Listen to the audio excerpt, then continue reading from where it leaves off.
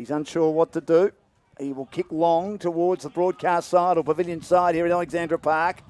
Great mark taken by Tyrrell Head. Such an important member of this side for the Demons. Just behind the wing. Drives it long, inside 50. At the back, no one can take the mark. Picked up by Smart. Good Smart hand pass over the top to Harrington. And now he's able to release his teammate, able to run through the middle in French. Nice kick. And he finds Bird, who takes the mark running with the flight in the middle of the ground for Mornington. Daisy cuts a kick, which misses the target of Lewis on that occasion. Turned over by Head now. Head kicks right long. Inside 50 once again. Big contest at the back. Susovic is there. Very reliable defender, and knew he was under some pressure. He decides to tap it over the boundary, and he's been penalised. Well, he could have picked it up, I reckon. Although he had a player pressing on him, he could have picked it up. He could have indeed, Dan. Just a little bit of nervousness there in that back line. And I think this will be taken by Garner, who's kicked 6 goals so far this year. So he's a sharp shooter for Rye, right in front of the Rye coach's dugout. He'll run around, open up the angle on the left and misses. 3 behinds apiece at the southern end. A bit wasteful, both teams. 8.5 played. O'Brien Real Estate scoreboard. You're not sure about that, but he didn't really make an attempt to keep it in, did he? So no, maybe fair enough in the end. Heath to inbound now for the Bulldogs.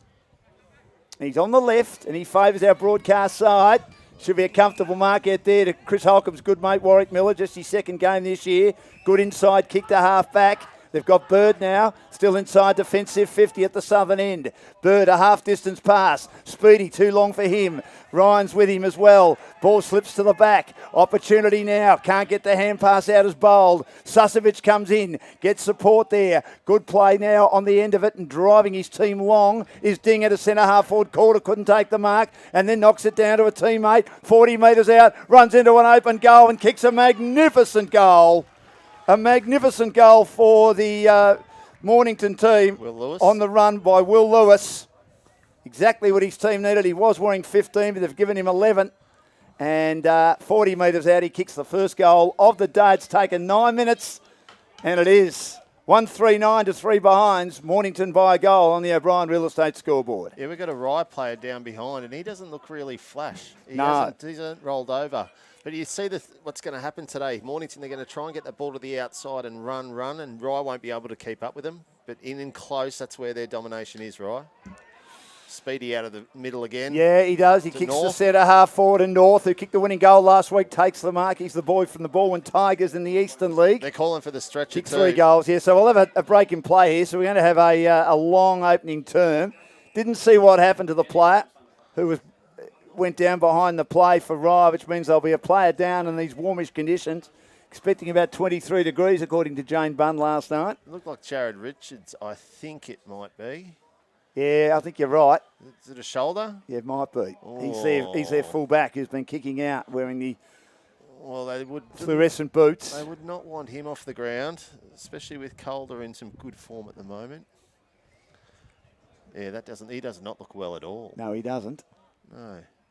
But Mornington North, back to the middle. Mornington having Warwick. Oh, no, he's about to kick the goal. So let's see what North can do. The winning goal last week on the left. Long goal. 2 in a row to the Bulldogs. 2-3-15 to 3 behind. 11 minutes played in the opening quarter on the O'Brien Real Estate scoreboard, and that might be a candidate for our game-changer goal of the day because it was a big kick in the middle of the ground. We know it's a smaller ground than most, Chris, but that's still a long ball. It is. Those arcs are about, I'd say about 37.5 metres, Dan. So, yeah, that's not too big. But, yeah, no, it's been a really good start from Mornington getting the ball out. Back in the middle of the ground. Rye needs something to go right for them. They're unbeaten at the moment. Ball's in the middle. Can they get a clean possession? Player was brought down and did well to hold it up there, Mitch Glenn, after I thought someone might have been on his back for Rye. The umpire says, give it to me. Hill, who's averaging around 30 possessions a game, according to Premier Data, yet to get in the contest in the first 10 minutes. Walsh completely mistimed his leap. It's 1 down by Ryan Williams, the number 2 ruckman. Taken by Hill on this occasion. Scrubs a kick to half forward, but it's all Bulldogs. Good hand pass, Richardson on the out now. And the left foot kick, though, doesn't find the target. Out of bounds on the full. It was intended for Brown, but too wide for him in front of the commentary position. And the kick came from Bold. Kicks to centre half forward. Clean bowls everyone. They've got numbers at the back, the Bulldogs. Rye does as well. Picked up by Hughes. Beats 1, beats 2. Steadied from 20. Well, I thought the intent of the Bulldogs' defence, they were ball watching a bit, wasn't great. Tom Hughes kicks his 8th goal of the season against the trend. The ball fell to the back and he just steadied magnificently on the right. A candidate for the game changer goal of the day. 11 minutes played, 139 to 2-3-15 on the O'Brien Real Estate scoreboard. Yeah, Harry bowled out on this wings, getting a few touches. He had a really good game last week. He's only still young, Harry, but just turned over the ball then. Turnovers on this ground are deadly. As soon as you get all your backs have run up and you turn over the ball, it leaves you wide open. Walsh and Williams in the ruck. Williams taps it down again defensively. Handball comes out, player brought to ground. Again, not able to get the possession that he wanted was Glenn, trying very hard, still in the middle of the ground. It's very sandy and muddy in there. After all the rain a couple of weeks ago, might have dried out a bit. High ball, and it will be a Mornington mark. Back edge centre square, taken by Richardson. Kicks to half forward. No one can take the mark. Didn't know where the footy was, Gawker. He had his back to it. Eventually got a hand pass out, well been claimed. Ball's at half forward for the Bulldogs down at the Mornington end of the ground. It's held up. The umpire says, give it to me. They lead by a goal. 2-3-15 to 139. O'Brien Real Estate scoreboard. Walsh, open-handed slap, clears congestion. Picked up at half forward. Hand pass comes out. Ding. Well, he got himself. He should have got the hand pass out, really. And he had someone on the outside waiting for it in Brown. And then he just sold himself back into trouble and tackle. And the free kick will go to Barber at half-back for the Demons. He'll go back. They've already lost Jared Richards, their full-back. He finds Strickland, who's been very good so far. He'll deliver to the outer side of the ground, but the kick will miss the target.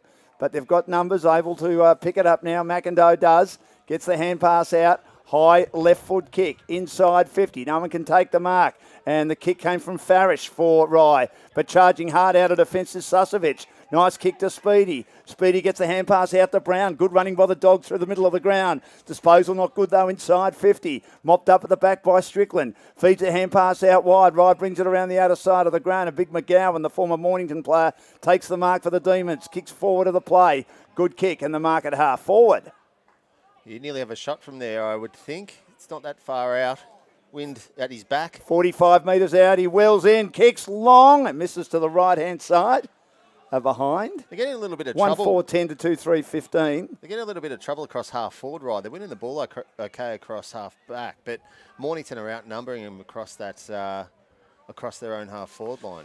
15 gone, kick back into play. Speedy receives. He'll draw the man as he was confronted. Gets the hand pass out on the outside to Dalziel. Dalziel kicks Mornington down to the wing in front of our commentary position. Miller was shoved in the back. He wants 50, the big fella with the bald head. Umpire says no. Low pass and flat was a ripper. Finds a teammate in Goosey. Goosey kicks it wide into the pocket to Jacko Calder.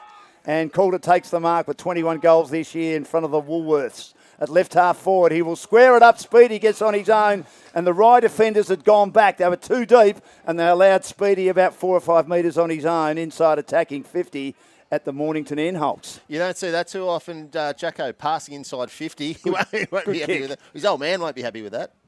He wants you to kick goals, doesn't he? Oh, yeah. We're right behind this. Adrian Speedy, best and fairest winner at Mornington. Played in the grand final with Somerville. 40 metres out, the left footer on the left. It'll swing away to the right-hand side for a behind. And the lead 6 points on the O'Brien Real Estate scoreboard. 2-4-16 to 1-4-10. We've played 16 minutes in our match of the day. We'll go around the grounds a little bit later on, thanks to Dynamic Staffing Solutions.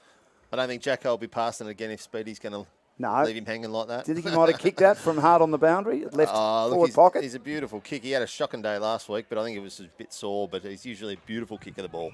Back into play. Although there is a slight breeze going down Rye's end, so might have swung across the face maybe. This is Williams. He kicks it very close to the boundary. And the mark taken by Hampton. He kicks towards the wing, but turned over comfortably just behind the wing for Mornington by Dalziel. He goes back to Susovic and generally uses it well. Going between 80 and 100% efficiency this season. Nice kick, and he finds Smart just behind the centre square. Kicks towards half forward, looking for Miller. Clean bowls him, close to the boundary. Rive at numbers, try and keep it alive. Mornington now arrive at the contest. Good contest, close to the boundary, and the umpire says, give it to me, boys. I'll ball it up. True wing position. Warwick Miller involved there. Hughes for Rye, just inside the boundary. McGowan arrives late, makes a contest opposed to Walsh. Susovic a hand pass defensively, working hard in a phone box and kicking his team down towards half forward. It's Gorka. Good hand pass on the outside. Goosey, taken by Dalziel, kicks long. Calder! Big mark in the square. It's a candidate for the HP and CP mark of the day. And he should kick this and give his team a handy 2-goal break at the 18-minute mark of the opening quarter.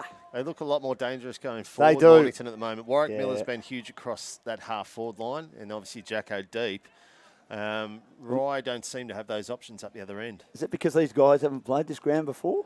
Well, and it's a smaller ground, much smaller than what they're used to down at Rye. Yeah. Point blank range, kicks through the footy, the big man, and he kicks his 22nd goal of the season as those magnificent red, white and blue flags flutter behind the goal. Didn't do much of that in the second half last night. But anyway, that's just one game of footy. You take 6 and 1, I think, wouldn't you? 3-4-22 to 1-4-10 on the O'Brien Real Estate scoreboard. Yeah, Rye at the moment just can't stop Mornington getting to the outside and getting their uncontested play going. So it's something they've got to look at quarter time, definitely. Special comments from Chris Holcomb, brought to you by Jeff Wignall Ford. Back in the middle of the ground, number of players going hard. I reckon there might be a free kick. Mornington player was sat on by his Rye opponent. He'll take that free kick. It's the left-footed Caelan Bird with the orange boots. He drives the Bulldogs long inside 50. No one can take the mark. Player might have been impeded. Picks it up now and squeezes it around the body. It's Barnes. Player brought down. Now they'll run it out of defence. Rye through Strickland. Kicks into the middle of the ground. Hughes had it fisted away. Good attack on the footy by Richardson. Walsh floats a little hand pass over the top. Puts his teammate under the pump. He manages to get his hands free. Good play on the outside by Barnes. Now they've got numbers everywhere and they're recovering nicely. Heath does well. Left foot kick towards half forward. He had it knocked away. Tieran Head wins it for Rye. Gets the hand pass out to Strickland. Strickland's kick, though, will come back again as they've got numbers right in front of our commentary position. And safe as houses is Daniel House, taking the mark at half back. Been working on that, Hobbs. Kicks down the line. And finds your mate Warwick Miller taking the mark inside the boundary. Constable Miller drives inside 50. Wheels his team to big Jackson Calder. Can't take the mark. The ball's at ground level. Picked up a hurried shot at goal by Harry Bold under pressure. Goal of the day. He was virtually in the behind line and he's just kicked it over his head and kicked a spectacular goal. And that's got to be a candidate for our game changer. Goal of the day. Roving magnificently at the feet of Calder. And Harry Bold has given his team a 3-goal break. The Dogs 4-4-28. Rye 1-4-10. 19 minutes played. O'Brien Real Estate scoreboard. What a goal. Yeah, no, he's had a couple of good weeks, Harry, and he's a really good kid. He works hard on the training track. He gets in the gym, so it's good to see him getting some reward for his effort, mate. Back in the middle again. They're winning a lot of the clearances at the moment, the Bulldogs. Now it's an opportunity for McGowan. Beats a couple. Just drives it inside 50 for Rye, but the defence pretty good. On this occasion, though, the mark dropped by the Bulldogs. But they have a chance through Dalziel. His second effort to butter up was great. And hugging the boundary. They'll run out of defence again. This is good play by Smart. Kicks to the wing. At the drop is Brown. He couldn't take it cleanly. Ryan, who was good early. Handballs to Head for Rye. Gets the hand pass back. Hill, bowled over. Kicks high again. And Dalziel from behind. Lovely destroy. Puts it over the boundary in front of our commentary position. Involved then with Glenn.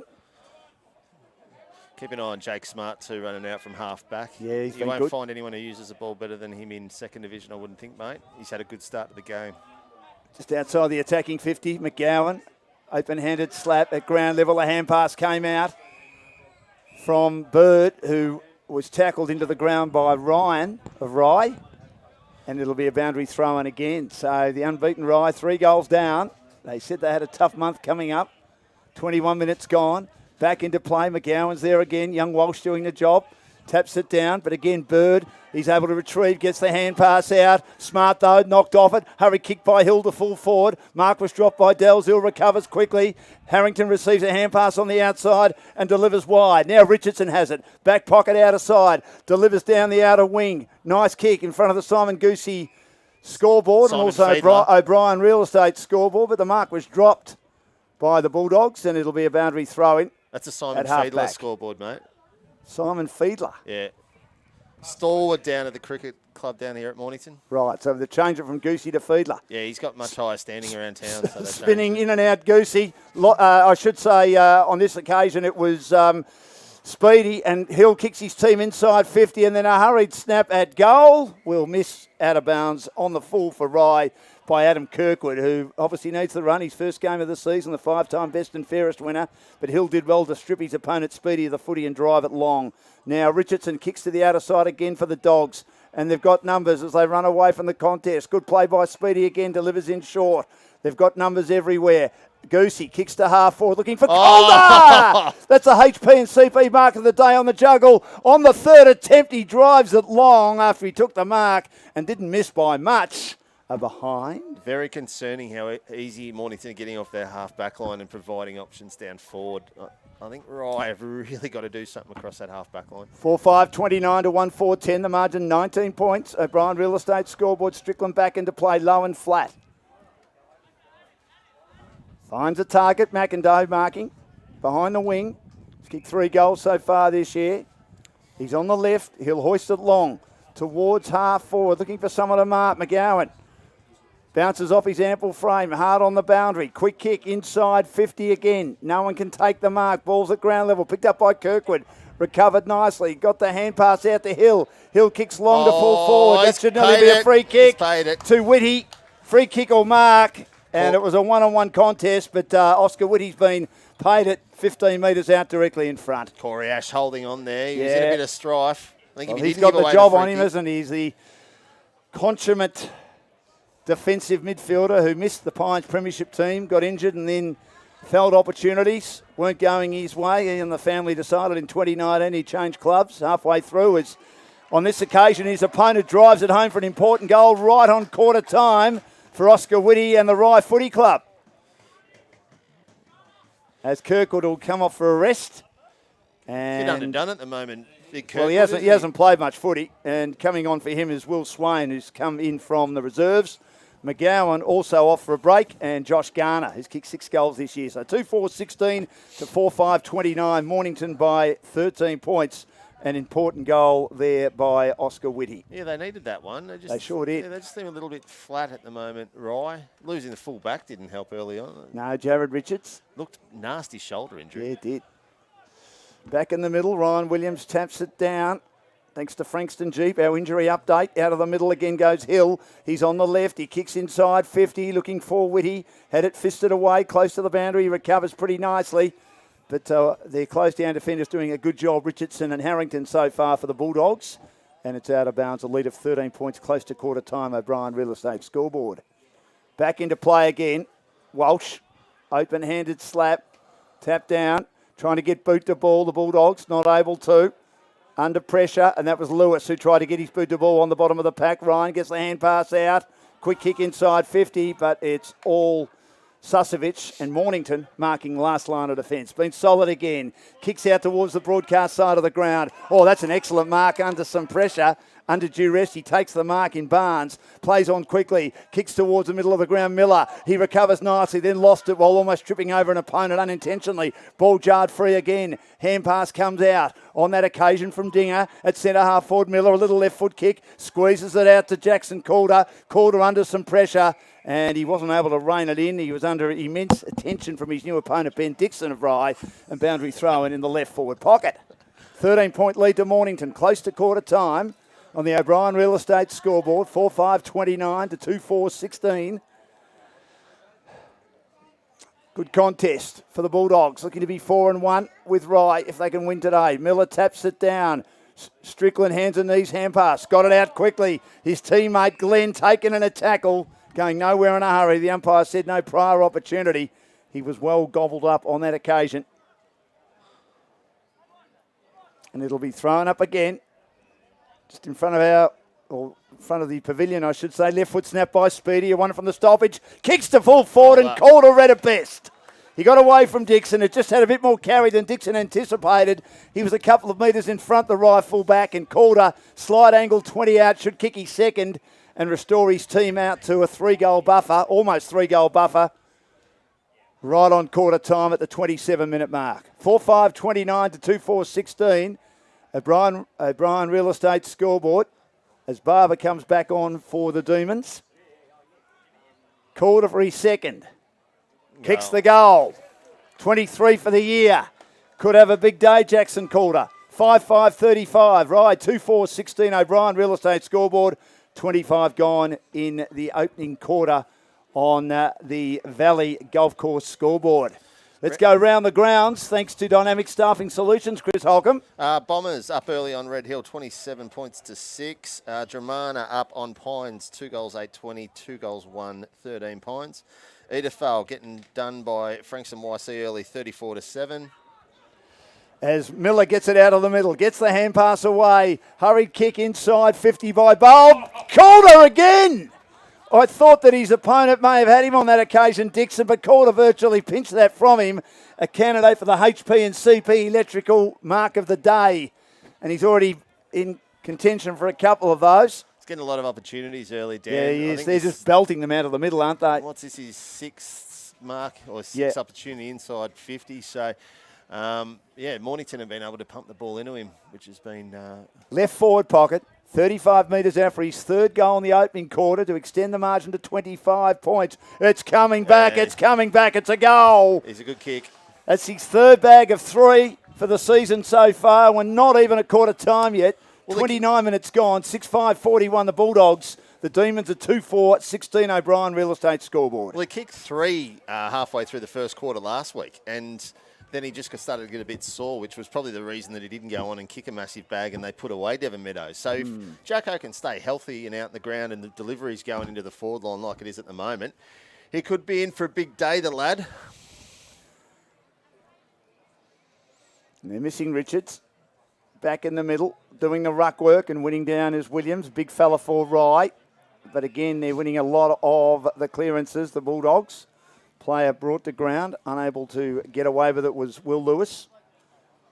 Was 15, but wearing 11.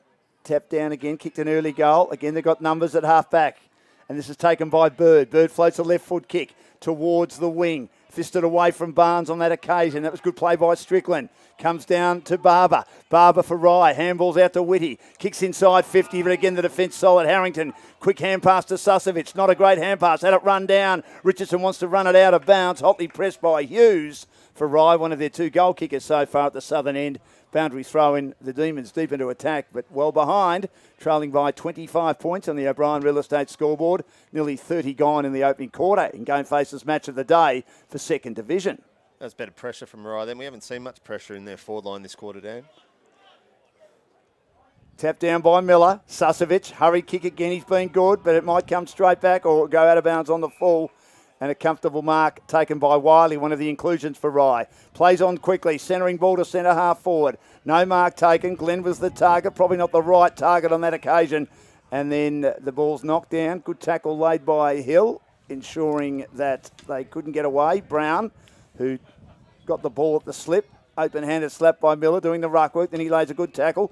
Good support from Dalziel, who's giving the Bulldogs good run off half-back. And a throw up again. 40 metres out from Rye's goal at the southern end. Quarter time.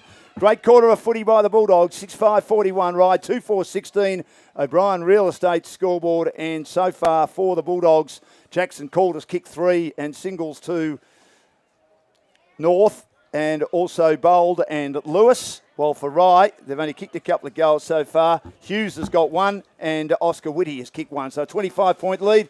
Chris Holcomb for Frankston Jeep, telling us all about the quarter. It's been a great start by the Dogs. It has. Rye haven't been able to establish shutting down their outside game. Whenever Mornington get the ball off that half-back line, they're away. They manage to hit a couple of targets, and then you've obviously got Warwick Miller and Jackson Calder up forward, which is an avenue that Rye don't have at the moment. So I reckon if we're in Rye's camp at quarter time, we want to be talking about our forward pressure. There's just not enough. The ball's coming out too easy. Yeah. And then when we do win the ball through the midfield, we just have to control it. They don't seem to have a big target into their forward line to hit, so they'll just have to hit up and work their way into that.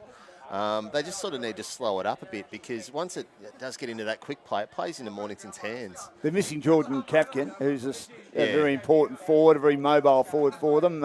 He's got a cork calf. He should be right next week. And Campbell Robbins is a good hard-nosed inside mid's another one out of their side. And Adam Kirkwood obviously just needing the run at the moment, isn't he, Chris? Well, they're going to be hard-pressed to get back into it because you've lost your full-back, so you've got Jacko coming off that. And if you do put that tall down there, then Warwick Miller becomes, and he gets off the leash. Yeah. And then obviously Ford Capkin's huge because Kirkwood's not mobile forward. Yes. So as soon as the ball hits the deck, Mornington are in and out.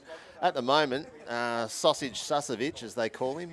He's been brilliant, hasn't he? He's been really good, but he's been able to do it. So as soon as the ball gets in a situation where it's almost a turnover, he's off, and they can't keep up with him. Him and Smart are really coming out well out of the back line. They're using the ball terrifically. 25-point lead, 6-5-41, 2-4-16. O'Brien Real Estate scoreboard. Now, coverage also brought to us by O'Brien Real Estate. Great to have them on board. We'll take a break, and we'll be back with the second quarter shortly. Get your game face on.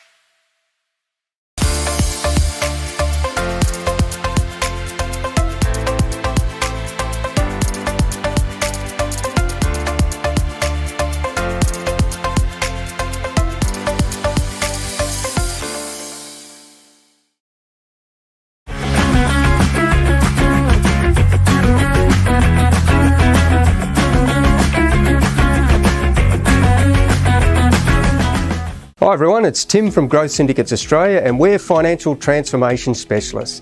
Our clients are eliminating their mortgage in a much shorter period of time, creating more wealth and boosting their super. This is all done without impacting their lifestyle.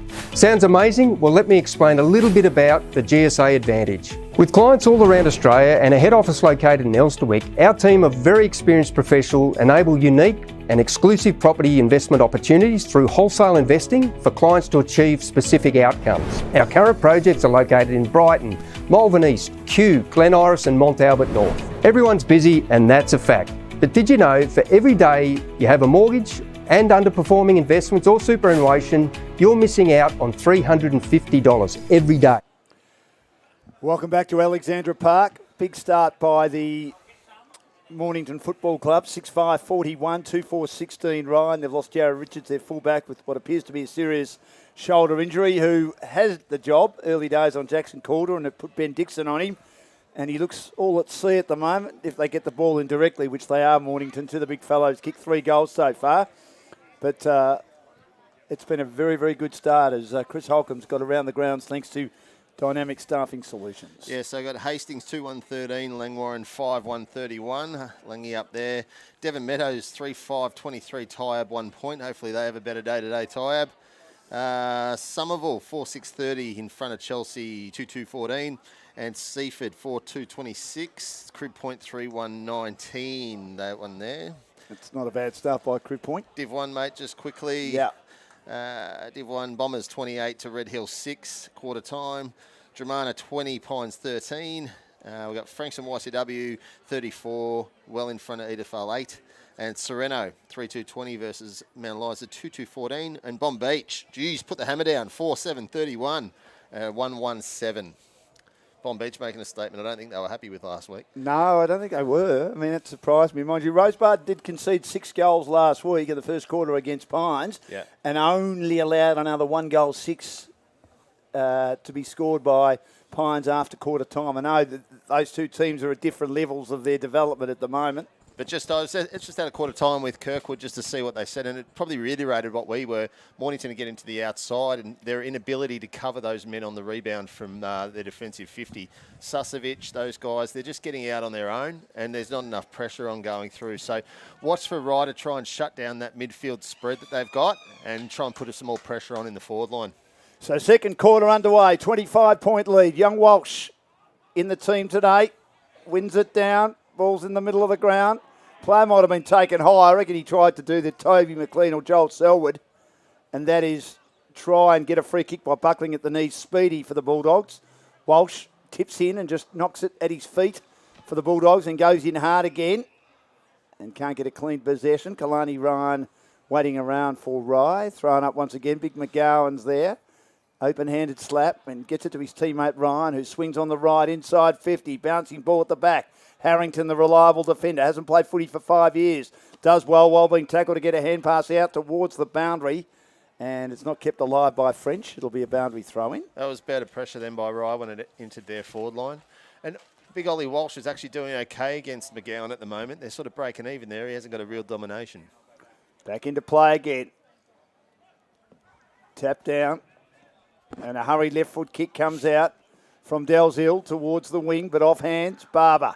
Handball's now clearly kicked towards half forward by Wright. 2-on-1 for the Bulldogs. They've got it at half back now. Taken by Dinger. Kicks it down the line. That's a magnificent kick. Smart takes the mark. Plays on quickly. I should say Goosey takes the mark and finds Calder on the lead again. He'll have a right shot in front of the Rye coach's box, which will annoy them. It's a beautiful kick by Goosey.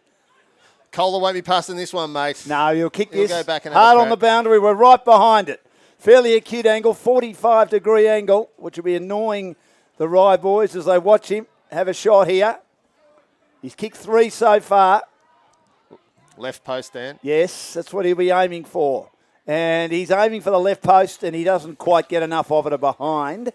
His team, though, by 26 points. 2 minutes gone on the O'Brien Real Estate scoreboard. 6-6-42 to 2-4-16. See Smart's ability off that half-back flank to hit that target up forward, mate.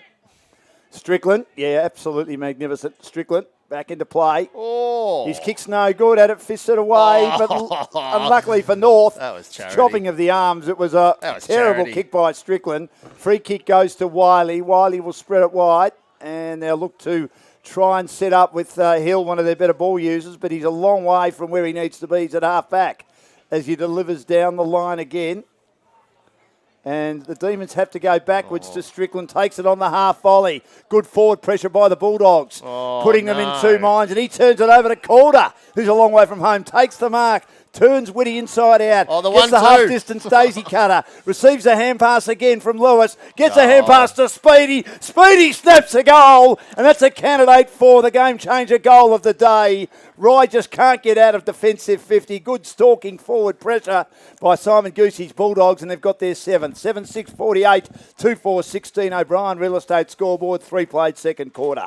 Well, that's Mornington's ability to have that domination across their half-back line. So when Rye coming out of defence, they look up and they don't have a huge amount to kick to, just some big scrums down there. So they're trying to make something happen and just didn't execute there. Well, they're under pressure, aren't they? 32-point lead. This game blowing out quickly for Rye. Back in the middle again. Big test for them. Kalani Ryan is there. He needs a bit more support. He wins it. Gets the hand pass out now to Oscar Whitty. Forward of play. Beat 3 on that occasion. He drives along. It's come back and it's a magnificent goal. That has got to be in front now for our game-changer goal of the day. Well played by Kalani Ryan. He willed himself into the contest. Beat 3 to win the contested footy in the middle of the ground. Good feeding hand pass to Oscar Whitty, who bombs a long one from long range, and they've got their 3rd goal, Ryan, his 2nd, 5th for the season, 3-4-22 to 7-6-48. O'Brien Real Estate scoreboard. He's flying the flag for him today, Dan, isn't he, Ryan? I think he's best on from them by a mile. He's having a real crack. So back in the middle again. Handball comes out from Miller on hands and knees. Quick kick through half forward by Dinger again for Mornington. It's at half forward. They've got numbers at the back. Good defensive hand pass head. Wobbly ball down the line by Ryan. It came from the boot of Lee Morse. And he finds his teammate marking in front of our commentary position in Zach Jennings. Very famous name at the Rye Footy Club. Zach Jennings, half-distance passes a shocker. Should be turned over and comfortably taken by Speedy. Offloads a hand pass now. That's a beautiful kick towards half-forward by Heath. Calder was out in front, couldn't take the mark. Recovering nicely is Gorka. Gets the hand pass back now. His teammates forced to backtrack. That was bold. Got the hand pass into trouble. Good tackling by Rye. Their pressure's mounted a little bit more from Hill, and he does well to hold up an opponent who had received that hand pass, and that was Brown. It'll be thrown up at half forward for the Bulldogs on the outer side as they head to the southern end. 1 goal apiece this quarter, 26-point lead for the Bulldogs.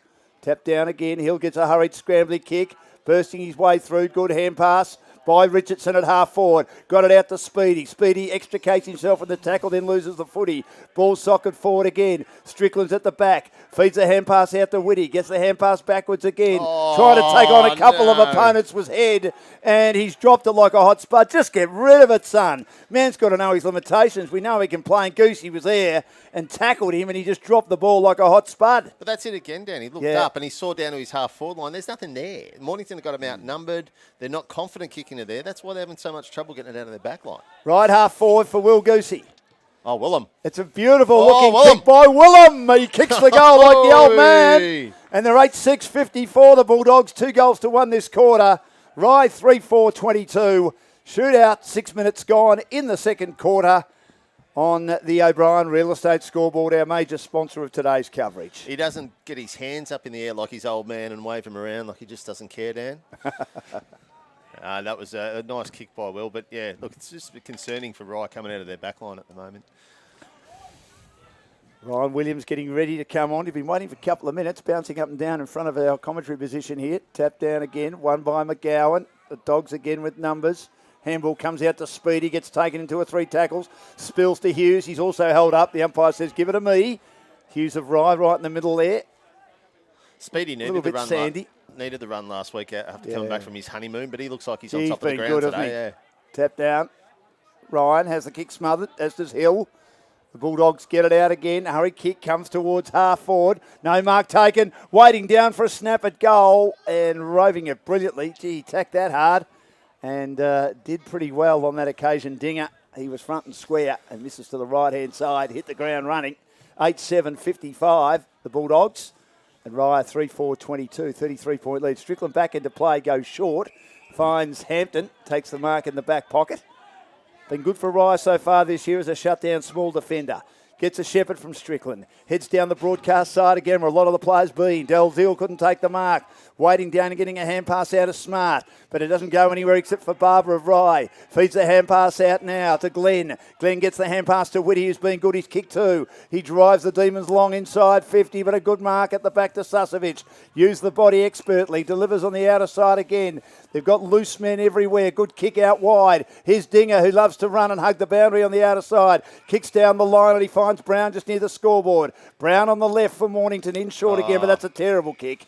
Looking for a target, and he didn't hit the target, and it's out of bounds on the full. Heath was the intended target, and Rye will receive it half back. Back into play, short ball, finds Glenn, who's been okay, takes the mark inside defensive 50 for Rye. Goes in short again, just goes the required distance to Strickland. Been in the rolling team of the year for GameFace all year so far. Finds a target at half back, and this is Farish. Farish kicks wide again, good kick. Finds Dixon, who's got the job on Calder at the moment. Handballs now in the direction of Morse, who gets met late. Nearly affects the kick, spills to the back. Taken by Harrington, does well, cops one. His kick's no good. Picked up beautifully by Farish. Good hand pass now, McGowan. And Wiley combining. Receives the 1-2. Delivers into the pocket now. Under some pressure, Kirkwood. Tackled. Can he get boot to ball? He can. He swings around the body. He's nailed that. Oh, what a goal that is from the right forward pocket. That's got to be one of the goals of the day, thanks to Game Changer. He just kicked that from a certain part of his anatomy, but that's what Adam Kirkwood is able to do. 4-4-28, and the playing coach delivers when they needed it. 8-7-55, the margin 27 points. O'Brien Real Estate Scoreboard. He might be a bit underdone, but he's class, Kirkwood. class. But we've just had Harrington go down for Mornington too. He's gone off, and the trainers are having a look at him at the moment, mate. He's been good across that half-back line. He hasn't played footy for 5 years. Tapped down by Miller in the middle of the ground for the Bulldogs again. Tackle late, jarred free. Towards half forward, overrunning at Hampton. At half back for Rye. Kalani, hands and knees, scrimping and scraping, trying to get hold of the footy. Brown's there, spins out of 1, spins out of 2, then he gets tackled. Should have been holding the ball because he had prior opportunity. Oh, no. Now the hand pass defensively by Wiley was no good for Rye. Pushes it back, and then there's a soccer towards the goal by Brown. Calder's there in the goal square. Handball comes out again, then there's a snap at goal, and the Dogs get another touch, was it? Yep, touch. North. He received the hand pass, and it's been touched right on the line. 8-8-56, brother, to 4-4-28. They've doubled the score at the moment, Mornington, as they kick back into play straight away. And Hampton's on the outer side. He receives, but he turns it over poorly. And an easy mark on this occasion taken by Bold. Back to Calder. He got away. Beautiful kick. He had one opponent a metre in front. His main opponent, Dixon, a metre behind. And the kick was centimetre perfect. I'll put this in your book, Dan. And he's looking for his fourth quarter, left forward pocket, and to increase the lead to 34 points at the 10-minute mark of the second quarter on the O'Brien Real Estate scoreboard. 8-8-56, brother, to 4-4-28 as McGowan comes off, and Williams has been chomping at the bit to come on. Calder for his fourth, kicks the goal. 25 for the season. Could get a bag today, the big fella, and be a candidate for the Telstra Business Centre of South Melbourne Player of the Day. I don't think there's any doubt in that, Dan. As long as he's fit, Jacko, he's, especially on this ground, you get so many, the way that they're moving the ball, he's going to get so many opportunities to kick bags. And they're actually doing it well. They're keeping their numbers out. So it's actually a one-on-one contest down with Jacko. We've seen Seaford flood back, and they had 3 and 4 on him at one time. And same with Devon last week after the quarter time. So whether or not Rye have a look at that and want to put a loose man in just in front of Jacko, might be the go. Miller taps it down. And then it gets back to him, and he's taken down in a tackle. Jeez, he's got a gang tackle. He's got a rude head, Warwick Miller, doesn't he? Well, so do I. Yeah, so I'm not going to make any comment. So do you. Yeah. Oh, he's up. Thrown up in the middle of the ground. One down by Ryan Williams. Loose ball in the middle of the ground again. And a number of players mill around it. It'll be thrown up. Another stoppage. 4 goals to Calder as Mornington lead 9-8-62. Rye 4-4-28. They've kicked some spectacular goals, and that's how they're getting their goals. There's not a lot of method. Great goal from the forward pocket from Kirkwood. Wonderful goal on the run from Tyrone Head as well. Sorry, from Oscar Whitty, who's kicked a couple. Thrown up again. Williams holding on to Miller. Just gets an open-handed slap. Dogs try and soccer it away from congestion. Now they do. Hurried kick by Bird into open territory inside 50 for the Bulldogs. Calder, he attacks it hard. Lost it. Regained it. Tried to flick a hand pass out to Bird, and there's a free kick. Which way is it going? Going Mornington's way. Over the shoulders at the Calder or to North? North. North, the boy from Borwin. He kicked the winning goal last week. No, it's going to Jacko. Yeah. But right forward pocket, looking to kick his 5th. McIndoe needed to be better at that contest. Yeah. He just let him wander through. If Rye going to get back in this game, he's got a crunch body on him. What's this, number 6? Number 5, if he kicks it, yeah. We're on Jacko watch at the moment, aren't we? We are. See what he can do today. 9 already early in the season. So Jackson Calder kicking through the footy, and he's tugged it to the left-hand side. 4-3. 9-9-63, though, the Bulldogs. And Rye struggling on this ground. 4-4-28, the margin 35 points. And we are 13 minutes in the second quarter as I look down and see Jen, one of the lovely committee members of Rye, with her little boy Harry. She's got another one, Freddie, married to Matt McIndoe. Back into play. Oh, going up early for the HP and CP mark of the day. Trying to take the mark was Dixon. Quick kick comes down to half forward for Rye. And trying to take the mark, Tyrone Head, who's gone forward, but again has it fisted away by the reliable Bulldogs defence. And Dalzill's done a good job again with a nice destroy from the side. Well, I like Tyrone Head forward, but I think you play a bit higher, play across it where they're having issues across that half forward line. Because it's getting out too easily, isn't it? Boundary throw in again.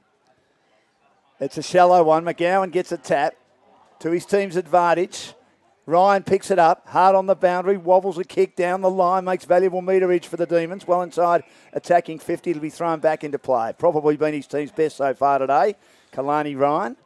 Good name, isn't it? It's a great name. Sounds like a surfer. Yeah, it does. I wonder if he is a surfer. He lives in a great part of the world to be a surfer. Oh, he'll claim that he surfs anyway. 35-point lead. O'Brien Real Estate scoreboard. Boundary throw in. Susovic goes in after it. His teammate Speedy picks it up, throws it on the boot, kicks the Bulldogs to half forward, and McIndoe's in front, and Calder played the defender, slaps over the boundary as they get another opportunity to get it back inside 50. I didn't know he's got his calf bandaged. Yeah, he's got a bit of proppy calf. I didn't know he knew how to punch, Jacko. He's doing well though, isn't he? Yeah, he is. Big giraffe of a man that he is. Boundary throw-in. Walsh to do the ruck work with Williams. It's a shallow boundary throw-in. Williams wins it down and just gets a little hand pass out. Good play by Glenn. He got it out in the direction of Rowson, who's been quiet so far today for Rye, but turned over again by the Bulldogs at half-back. And this is a very nice kick by Heath. Left foot kick to half forward on the outer side. Who's going to pick it up? North is there. Can't get hold of it. Gets support from his teammate down there in Barnes. Gets it back to North. Hooks the left foot along, but out of bounds on the Fullers. Calder was lurking with intent again down at the southern end. 35-point lead, 9-9-63 to 4-4-28. McIndoe back into play will go short. He'll find Dixon marking at fullback in the white boots.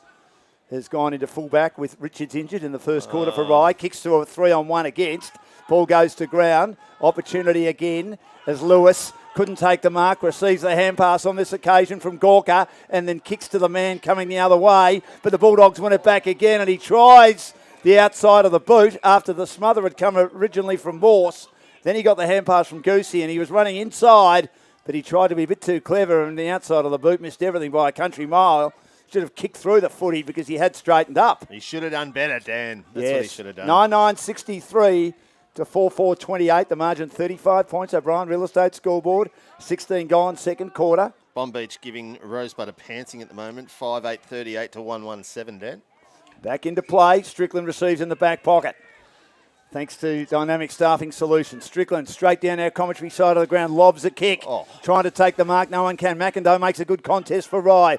Ball's at ground level. Also in there was Dixon. Picked up by Rowson, who's been quiet. Rowson for Rye. Kicks the half forward. Getting up head. Couldn't take the mark. Had it spoiled late at the drop. Good hand pass by Whitty. Gets the hand pass to Barber. Barber now with a hand pass on the outside to Garner. Fisted down again by Walsh for the Bulldogs. Close to the boundary. They've got numbers. Avoiding the tackle. Good hand pass from Smart. Got the hand pass out wide again. The Dogs building through Ash. Kicks to the outer side of the ground. And his teammate Heath well taken on a tackle. Inside attacking 50.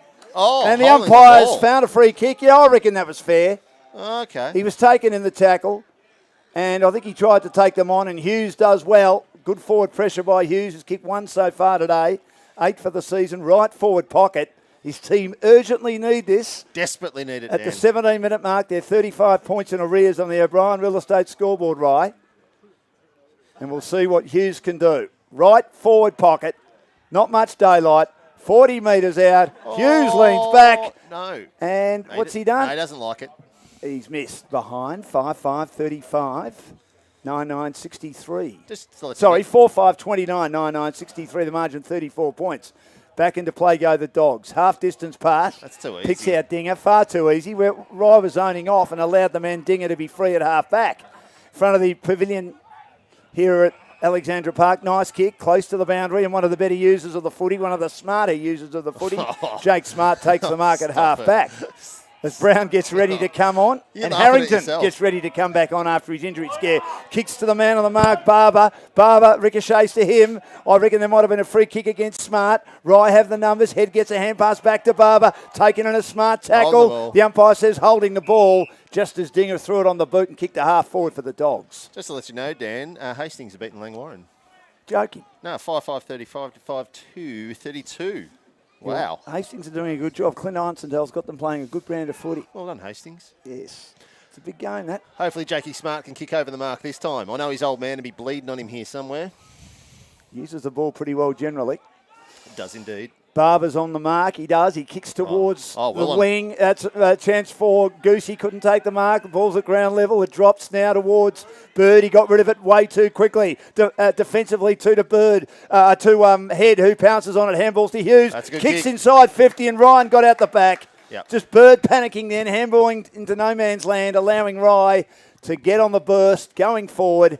And Kalani Ryan is having a good game. He read the drop nicely, got out the back, slight angle, 25 from goal for the Demons. They need this. You see how quick it turns around on this ground? Yeah, because it's so Goose small. dropped the mark here at half back, and then bang, 2 touches and you're having a shot at goal. Ryan kicks through the footy. Important one for Rye. He's Cuts been the good. margin to 28 points. Candidate for the Telstra Business Centre Player of the Day.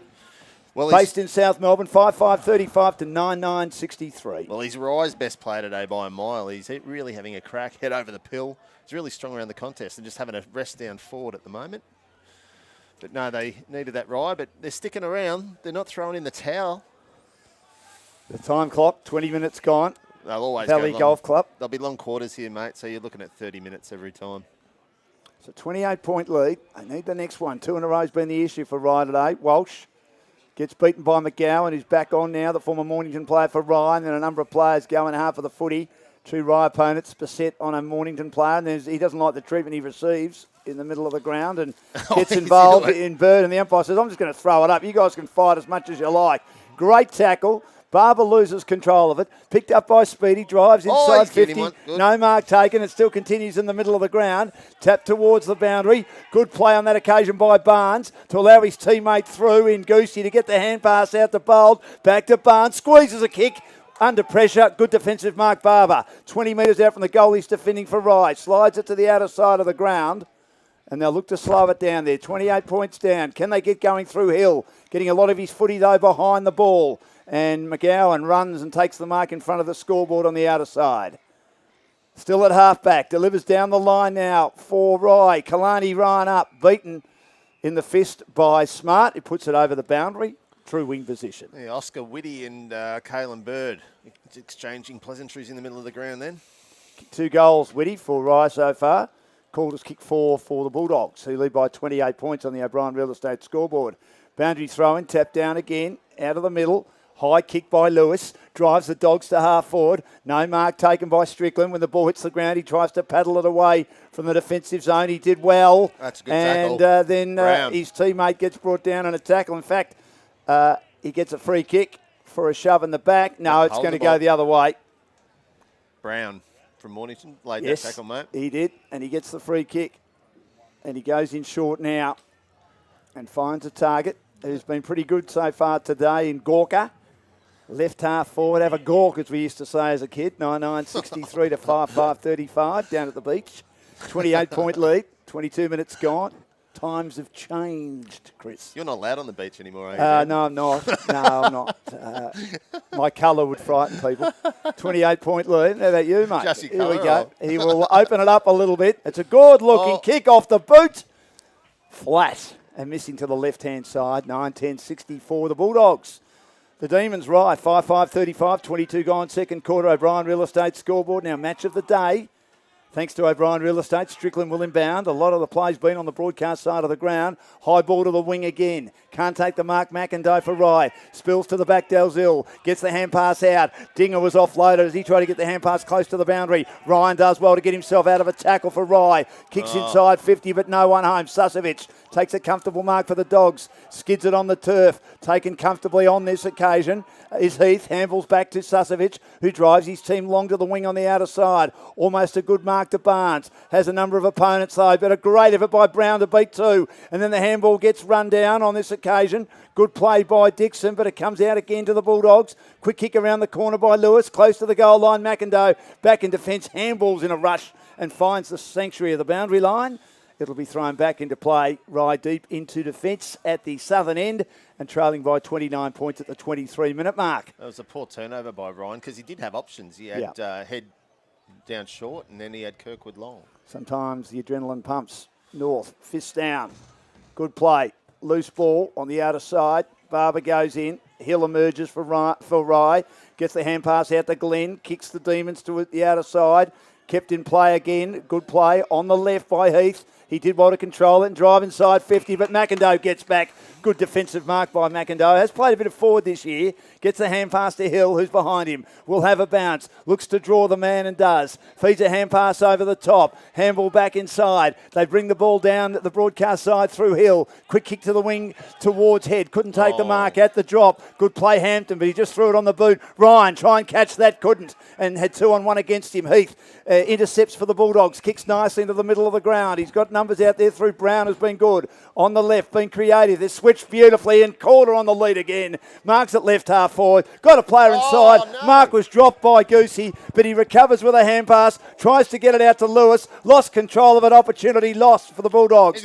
Pinched by Rowson of Rye. Delivers into the middle to Head. Can this be a 12-point play? Head will kick it low and flat. Might be an open goal. Bouncing ball. Opportunity at the back. Picked up by Swain. Goes back to full forward looking for Ryan, but the Bulldogs are able to save the day and they bring it out towards half back. And good play by Bowl to be the outlet kick. He takes the mark and then he delivers in short in front of our commentary position to House. House on the left, back inside 50, but Strickland takes another good intercept mark at centre half back for Rye. Parry and thrust. Back into the middle of the ground. He finds Glenn now. His team at the moment, Rye, down by 29 points. 25 gone. Some opportunities missed, Chris. They'll have to stop the game here. Will Lewis copped one right in the eye, I think, when he went down just before. He did.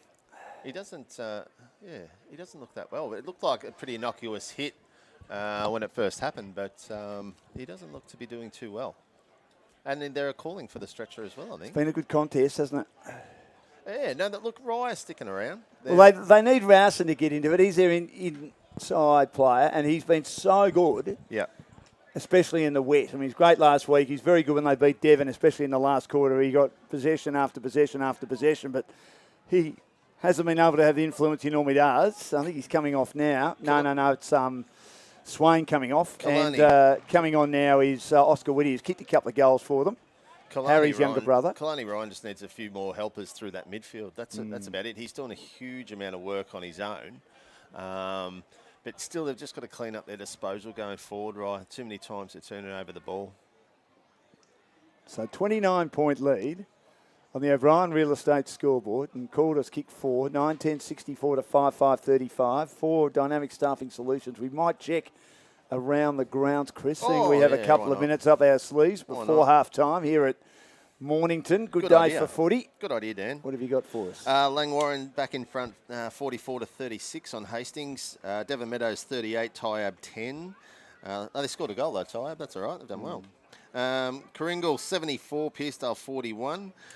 Somerville 54, Chelsea 35. We got Seaford 39, Cribby 33. Cribby hanging around. Yeah, in that game. they are. I mean, they had a bad second half last week, which is their worst half of the season so far. Yeah. And they're a young team, and they're going to have periods where they might struggle, but generally they've been pretty competitive. They are. And in Div 1 at the moment, we've got, where are we? We've got Frankston Bombers smacking Red Hill.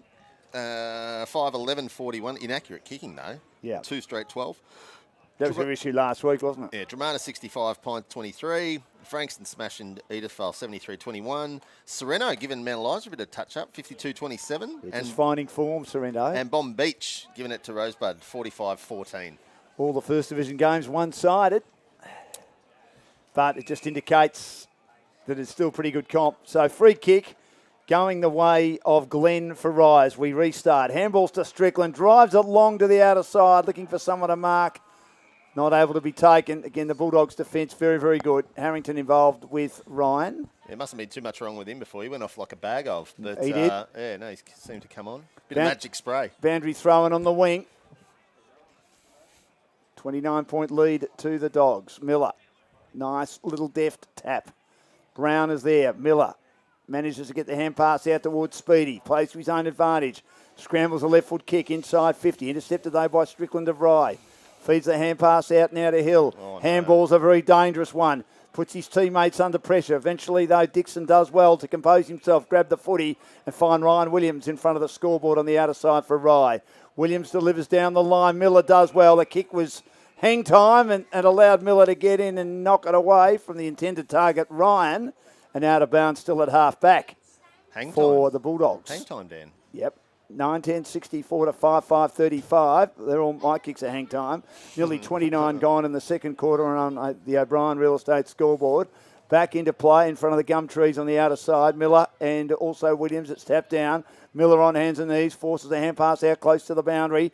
Bird tries to keep it alive, foots to his own advantage and does well. Gets on his left foot, no good. Umpire says play on. Intercepted now by Whitty. Whitty stabs his kick and runs into Bulldog numbers. Smothered now, handball on the out. Good play by Bold to kick to Calder. Oh. Takes the mark on the second grab. Outmarking Dixon, again a candidate for the HP and CP electrical mark of the day. Just the turnover and the runners on the outside for the Dogs hurting the Demons today. Well, they've actually dropped one down in front of Jacko now, so that's what's been. They've been better across that half back line, but the ball movement was such that it was too quick, and it still had a one-on-one back there. 25, 30 degree angle. Put it in the book, Dan. Put it in the book. You think so? Yep. And we'll see if he can kick his fifth. Jackson Calder. Oh, he sprayed it. Right across the face, battling a bit. 4 goals, 4 now. The old jinx. And his team are 9-11-65, right, 5-5-35. O'Brien Real Estate scoreboard. Nearly 30 gone in the second quarter, and our match of the day, thanks to GameFace, in second division. I jinxed him, Dan. So Strickland back into play, gets a Shepherd, yuck. and he wobbles a horrible kick, which might just be marked inside by Hampton. Millimetres inside in front of our commentary position. Hampton in shortest good, stretching up Glenn Marks at half back. The defensive midfielder doing okay so far for the Demons. Unbeaten in 2021. Oh, no. Won one flag in the MPNFL, kicks down the line. Dalziel gets in front, brings it to ground, allowing Harrington to hook a kick around the body, which lands luckily with Bold. Bold plays on quickly for the Dogs, kicks long. Calder, 2 to beat, can't mark, half time. Just as Rye got the numbers back in the nick of time. 30-point lead at half-time for Mornington. O'Brien Real Estate scoreboard, 9-11-65. Rye, 5-5-35 for the Dogs. Calder's kicked 4 goals, 4. Speedy has a goal, and also goals to Lewis, to North, to Goosey and to Bold. And for their opponents, Whitty's kicked 2, singles to Hughes, Ryan, and a magnificent snap by their playing coach, Adam Kirkwood, playing his first game of the season. So 30-point lead at half-time on the O'Brien Real Estate scoreboard.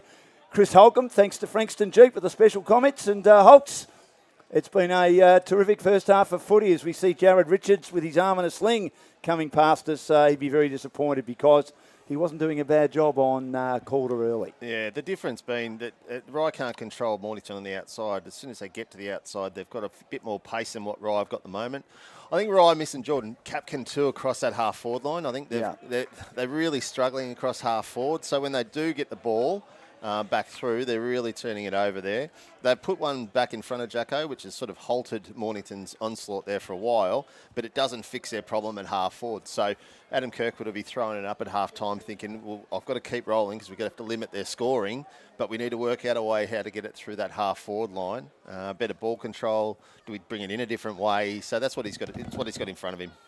So a 30-point lead. Mornington doing it well. Should be further in front. 9-11-65.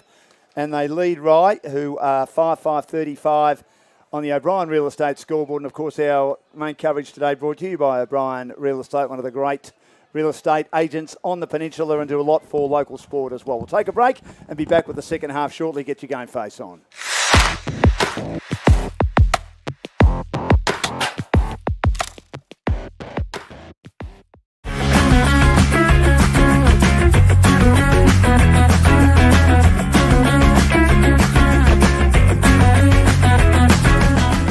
Welcome to the 2021 edition of the GameFace Record app, jam-packed with the newest features to help you get the best information for your club and competition this 2021 footy season. New users will now be prompted to sign up via Facebook or email to help out with our new interactive features.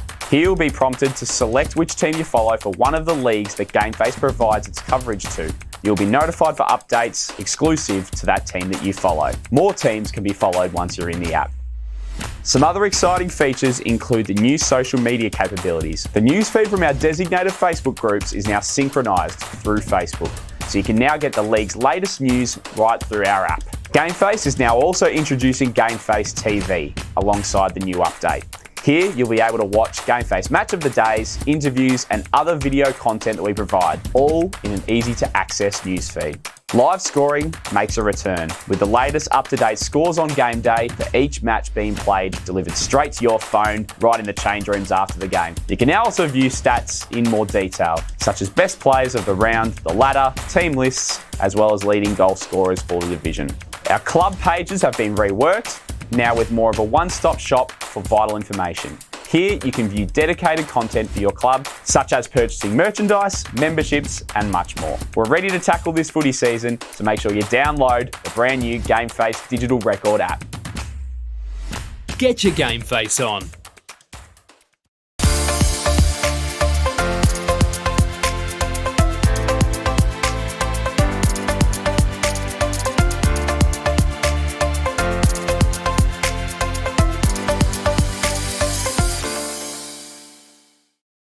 For any real estate advice, feel free to drop into 188 Main Street, Mornington, or call us on 5975 7733, or feel free to contact any of our 25 plus O'Brien offices Victoria-wide. Hi everyone, it's Tim from Growth Syndicates Australia and we're financial transformation specialists. Our clients are eliminating their mortgage in a much shorter period of time, creating more wealth and boosting their super. This is all done without impacting their lifestyle. Sounds amazing? Well, let me explain a little bit about the GSA Advantage. With clients all around Australia and a head office located in Elsternwick, our team of very experienced professionals enable unique and exclusive property investment opportunities through wholesale investing for clients to achieve specific outcomes. Our current projects are located in Brighton, Malvern East, Kew, Glen Iris and Mont Albert North. Everyone's busy and that's a fact. But did you know for every day you have a mortgage and underperforming investments or superannuation, you're missing out on $350 every day. It all starts with a friendly phone discussion to then arrange a meeting to provide you with a clear picture on what GSA achieves for our clients, and with no charge or obligation, see where these results can apply to you. So check us out at growthsyndicatesaustralia.com, give us a call on 1300 205 556. I'd love to have a catch-up coffee with you at your place or our office. See where GSA can improve your financial position.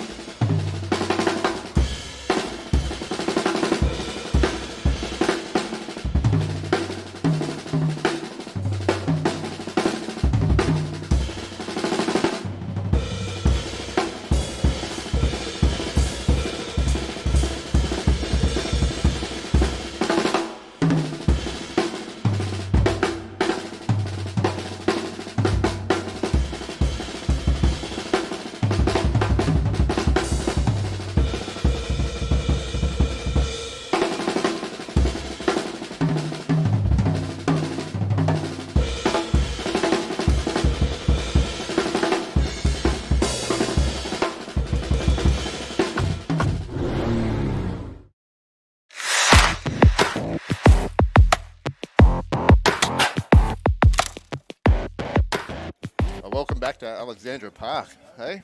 Yes, good to be here, Hulks. 30-point lead thanks to O'Brien Real Estate. 9-11-65 to 5-5-35. So Mornington Peninsula, in the Mornington Peninsula second division competition, and Mornington doing it well. Calder's kicked 4, he's missed 4 as well, 4 goals for, and dominating up forward, and he was lucky because Jared Richards was his designated opponent, and he went off with a collarbone or shoulder injury. We saw him walking around the ground at half time. And Ben Dixon, who's not quite as tall as Calder, has had the job on him. And it means that Nick Strickland, Chris, has been at our rolling team of the year for Rye this year, unbeaten after the first 4 rounds, who normally is a rebounding halfback flanker. tall. It's had to go back, and they've had 2-on-1, and generally it hasn't worked because Mornington have been so good winning the clearances, and then their outside runners, Susovic, Dinger, the left-footed Bird, have been very good in being able to drive it long. I mean, Heath's another one who's Harry been good. Bold, Yeah, smart. yes. They've got so many of them, haven't they, that have done the job, and Rye have not been able to close any of them down so far. That's right. Oh, we've got royalty in front of us too. Moo Glenn just enjoying the afternoon. Former Mount Eliza legend. But they look like they're patching holes, right? Like they look like they're a couple short in some key positions, which is hurting them because they've got to try and fill that gap. And you see when it gets to certain sections of the ground that Mornington dominate it and take it away. And this ground is just so small that once you do gain possession across half back, if your skill level's any good, you need 2 targets and you got a shot at goal. Do you think they'll be bigger on the bigger grounds? I reckon better on the bigger grounds. Yeah. They're going to be better. Jacko will be better on a bigger ground. Yeah. Their spread will be better. It's just whether sides can win their contested ball and then hold possession. So sides can beat them at the contest. And then Mornington, that is, yeah. Yeah, because they're not strong. They lost Chrissy Baker for the year, it looks like. So he's an insider. I haven't seen big Chris inside play before. midfielder. Yeah. So They are. Well done, Craig Kane. Thank you, Craig. So 25-point lead. Good turnover, good work in front of the pavilion there by Rye to give them an advantage. Williams wins it down. Speedy a hand pass, which is also knocked down.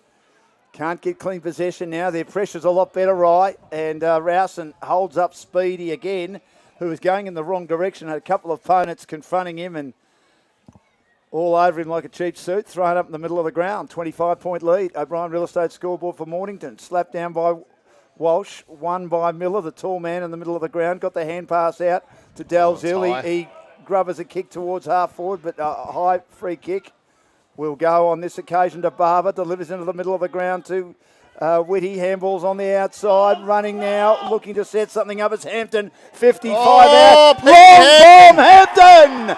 2 in a row to Rye, and the Rye crowd is up and about. Received on the outside, and from 60 metres out, he said, I'm going south, and he does. Magnificent goal.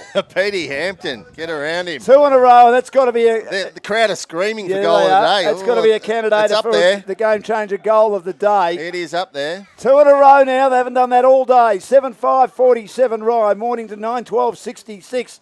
4.5 gone in the third term, and they're just starting to get more pressure around the ball, and a couple of turnovers resulting in 2 goals. Some pressure now for the home team. Walsh wins it down. Free kick. Which way is it going? And he's giving him 50. Yeah, well, they say that there was connection by Barber as well. That's a coach killer, that is. In Bird not being able to get up. I'm not sure about that, but anyway. What's he doing? He's 45 out. He'll run into an open goal, and against the trend, that is a coach killer. You've just kicked 2 goals. You've worked really, really hard defensively in the first 5 minutes of the quarter to bring your team back into it. And you give away a 50-metre penalty through a free kick in the middle of the ground, and a simple goal is kicked by Bird, and they get some breathing space again, the Bulldogs. I think it was a bit soft, the free kick I at agree. the 50, but you just can't give him any excuse, especially on this ground. It kills you 50 metres. There was a good finish by young Birdie. One thing Rye have done, they've pushed McGowan deep into the forward line and they've left Williams ruck. So to give him another option down deep, Rye have. Out of the middle again with Mornington. Yes. Petey Hampton playing in front. Takes a free kick. He does. As Mornington won a clearance for this quarter. He goes across the face looking for Whitty. Had it fisted away. Good contest at ground level by Bold. Did he rake that back in as an opponent's almost in his back in Dixon? Good tackling. The umpire will throw it up at left half forward. 25-point lead. Whitty's kick 3 for Rye. Called a 4 goals, 4 for Mornington. Tapped down again by McGowan, and it falls at his feet. That's Williams down there. McGowan's pushing forward at the moment with that beautiful man bun that he has. It is Williams, you're right. Taps it down. Getting a little soccer is Wiley, but only as far as Miller. And Miller kicks a long bomb. Gee, they're kicking them from everywhere. 2 in a row now for Mornington, and they're back out to what it was around half-time. 31 points, 11-12-78.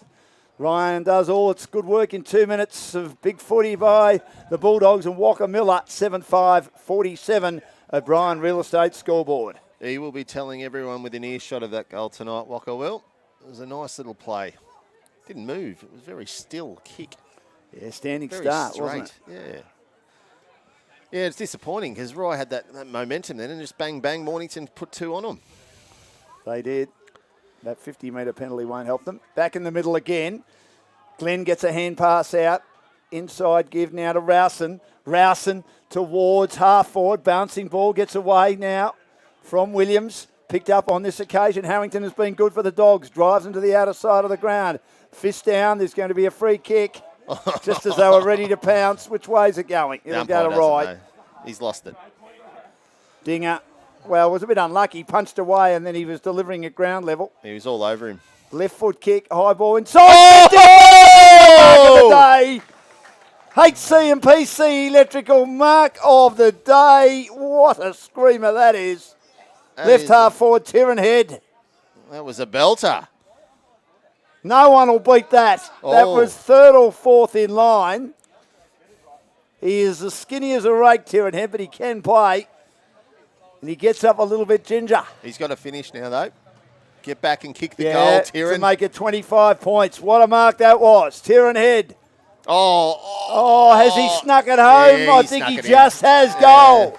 Great mark. Great mark. Got the goal only just, but gee, what a shootout this quarter's been so far. 8-5, 53 to 11-12, 78 Now he's on the coming O'Brien off. Real Estate scoreboard. Now he's coming off. Oh, he should. You've just taken mark of the day. Stay out there, son. Stay out there. What a mark that was. Swain comes back on, and we've only played 8 minutes in the quarter. I can't see Swaney getting up as high as Tyrone did just then. No. Tap down again, McGowan and Miller. Line ball, loose ball out of the middle. Gets knocked off it. Whitty's been good in the sand and a little bit of the dry mud in the middle of Alexandra Park. It'll be thrown up again. Well, they're not going away, Rye, are they? They're having No, a they're real not. smack at it. 3 goals to 2 this quarter. The lead 25 points.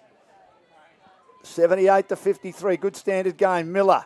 Nice little palm, but coming the other way. Grabbed by Hill of Rye. Kicks to half forward, but they've got numbers Brown. Brown will clean up. Gets the hand pass out to Delzil. Kicks towards the wing. Taken on this occasion, Speedy. Good outside hand pass. They're on a run again through Ash. He got the hand pass now to Barnes. Barnes, though, doesn't kick all that well. He pitches it on the left and it rolls out of bounds. Boundary throw-in.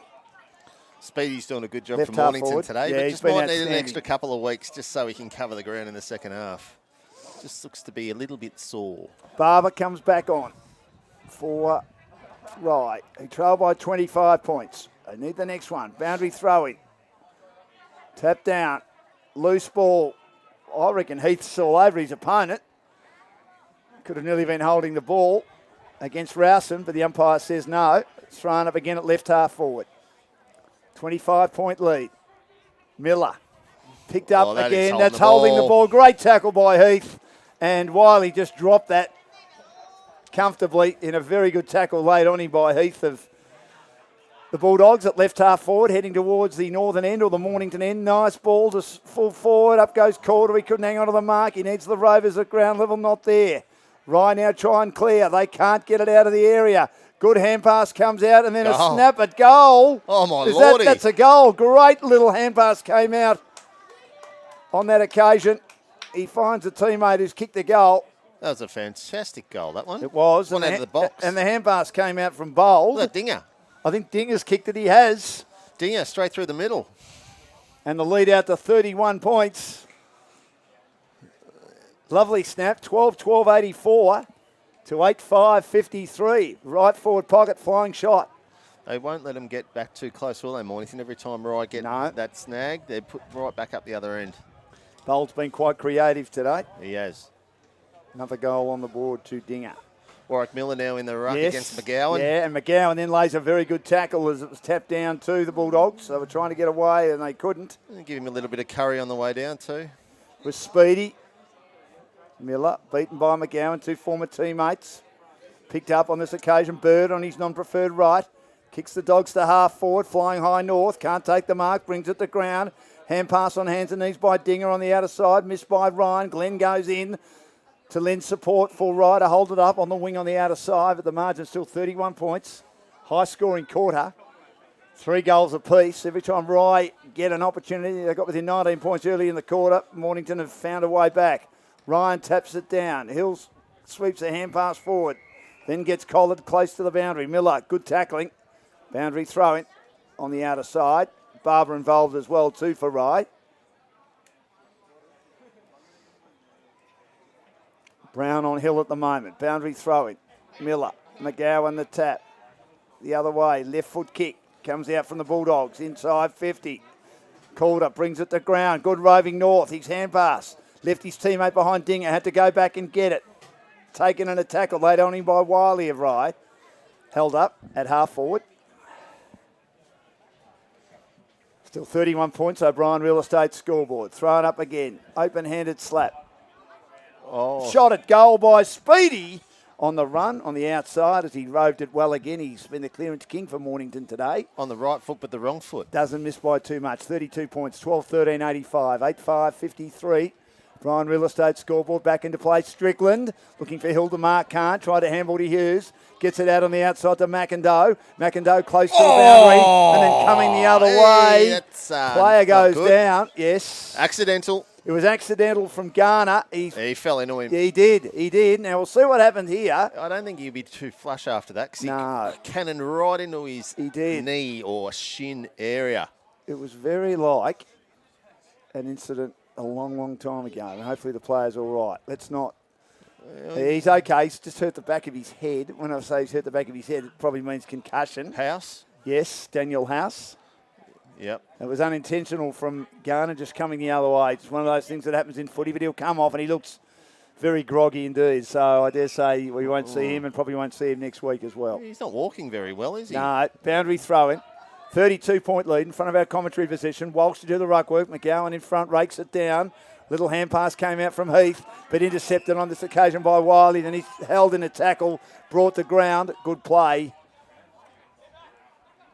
by Bold. Tap down again. Hill tries to grab it, and Whitty as well. He's also brought to ground in a very aggressive tackle by Bird. Those two don't like each other at all. No, and Walsh knew straight away, so he dragged Bird out of the contest. Bouncing in front of McGowan. Bird got one high. He did. He goes in hard. Footy's right in front of us here, and it's going nowhere in a hurry as Ash, the tagger for Mornington, holds his opponent and ensures Whitty going nowhere. He's kicked 3 goals for Rye, trail by 32 points at the 14-minute mark. McGowan the tap again on the outside, grabbed by Kirkwood, who kicked a big goal early but needs the run, the playing coach. And then good tackling by Mornington to hold it up in the middle of the ground. And the man laying the tackle again is Heath. The two midgets are still going at it, mate. They are. Bird and Whitty. Walsh, open-handed tap at the ground level. Susovic goes in. He's on the bottom of the pack. Oh, what's the umpire doing? He's not doing? going to be holding the ball. He can't get rid of it. Umpire. He's got 4 opponents around him. One of them is Barber. The other one is Whitty. And Whitty will take the free kick in the middle of the ground. That is very unfair. He's told to play on. Handballs to Barber. Some poor decisions there. Throws it on the boot. Through the fingers of McIndoe. Picked up on this occasion by Swain. Swung as he kicked it in a tackle and puts it out of bounds on the full at the southern end. He needed to give the handball then, Swain. He had a couple of options, but got that hungry goal. 12-13, 85 to 8-5, 53. Into play, short. Ash with his socks up, not many do. Kicks down the line, missed by Barnes. Waiting at the back, Hughes. Does well, beautiful pass. And Garner had an opponent right behind him. Good sticky hands on the left. Garner kicks into the pocket, looking for someone to mark. No one can. It was Head. He was behind. He brought it to ground. They made a good contest and shoves an opponent in the back, I reckon. Oh, he has paid it too. Yep. He was accosted from behind, Dan. So Swain will take the free kick. Left forward pocket. Very important kick here. It is. He needs to kick this. He does. 32 points, and then they need another one. And 2 in a row, which they got early in the quarter. Another one. Oh, well, if they can get within 20 points at three-quarter time, they're half a chance. Well, they'd be 20 points down, wouldn't they? Ash looks unnatural in those socks. It looks like a 1960s footballer, doesn't he does. He does. He's a bit different, isn't he? This shot at goal by Swain is not bad, but misses to the left-hand side. Narrow, margin 31 points. O'Brien Real Estate scoreboard, 8-6-54 to 12-13-85. So back into play is Smart. He plays on quickly, drives it long, waiting at the back, not able to take the mark French, brings the ball to ground to his teammate Dalzell, the Dogs, who rolls over the boundary in front of the crowd, who are just in front of the social club rooms. as Jared Richards walks past us with his arm in a sling. He started the game at full back and suffered an injury early for Rye. Tapped down by Big Williams. Opportunity for Whitty, who's been good. Got the hand pass out. His teammate taken high, Glenn. Definitely taken high. The umpire missed that one. He was on the wrong side of the He pack, was. Dan. Player injured too. Crowd telling him about it as well.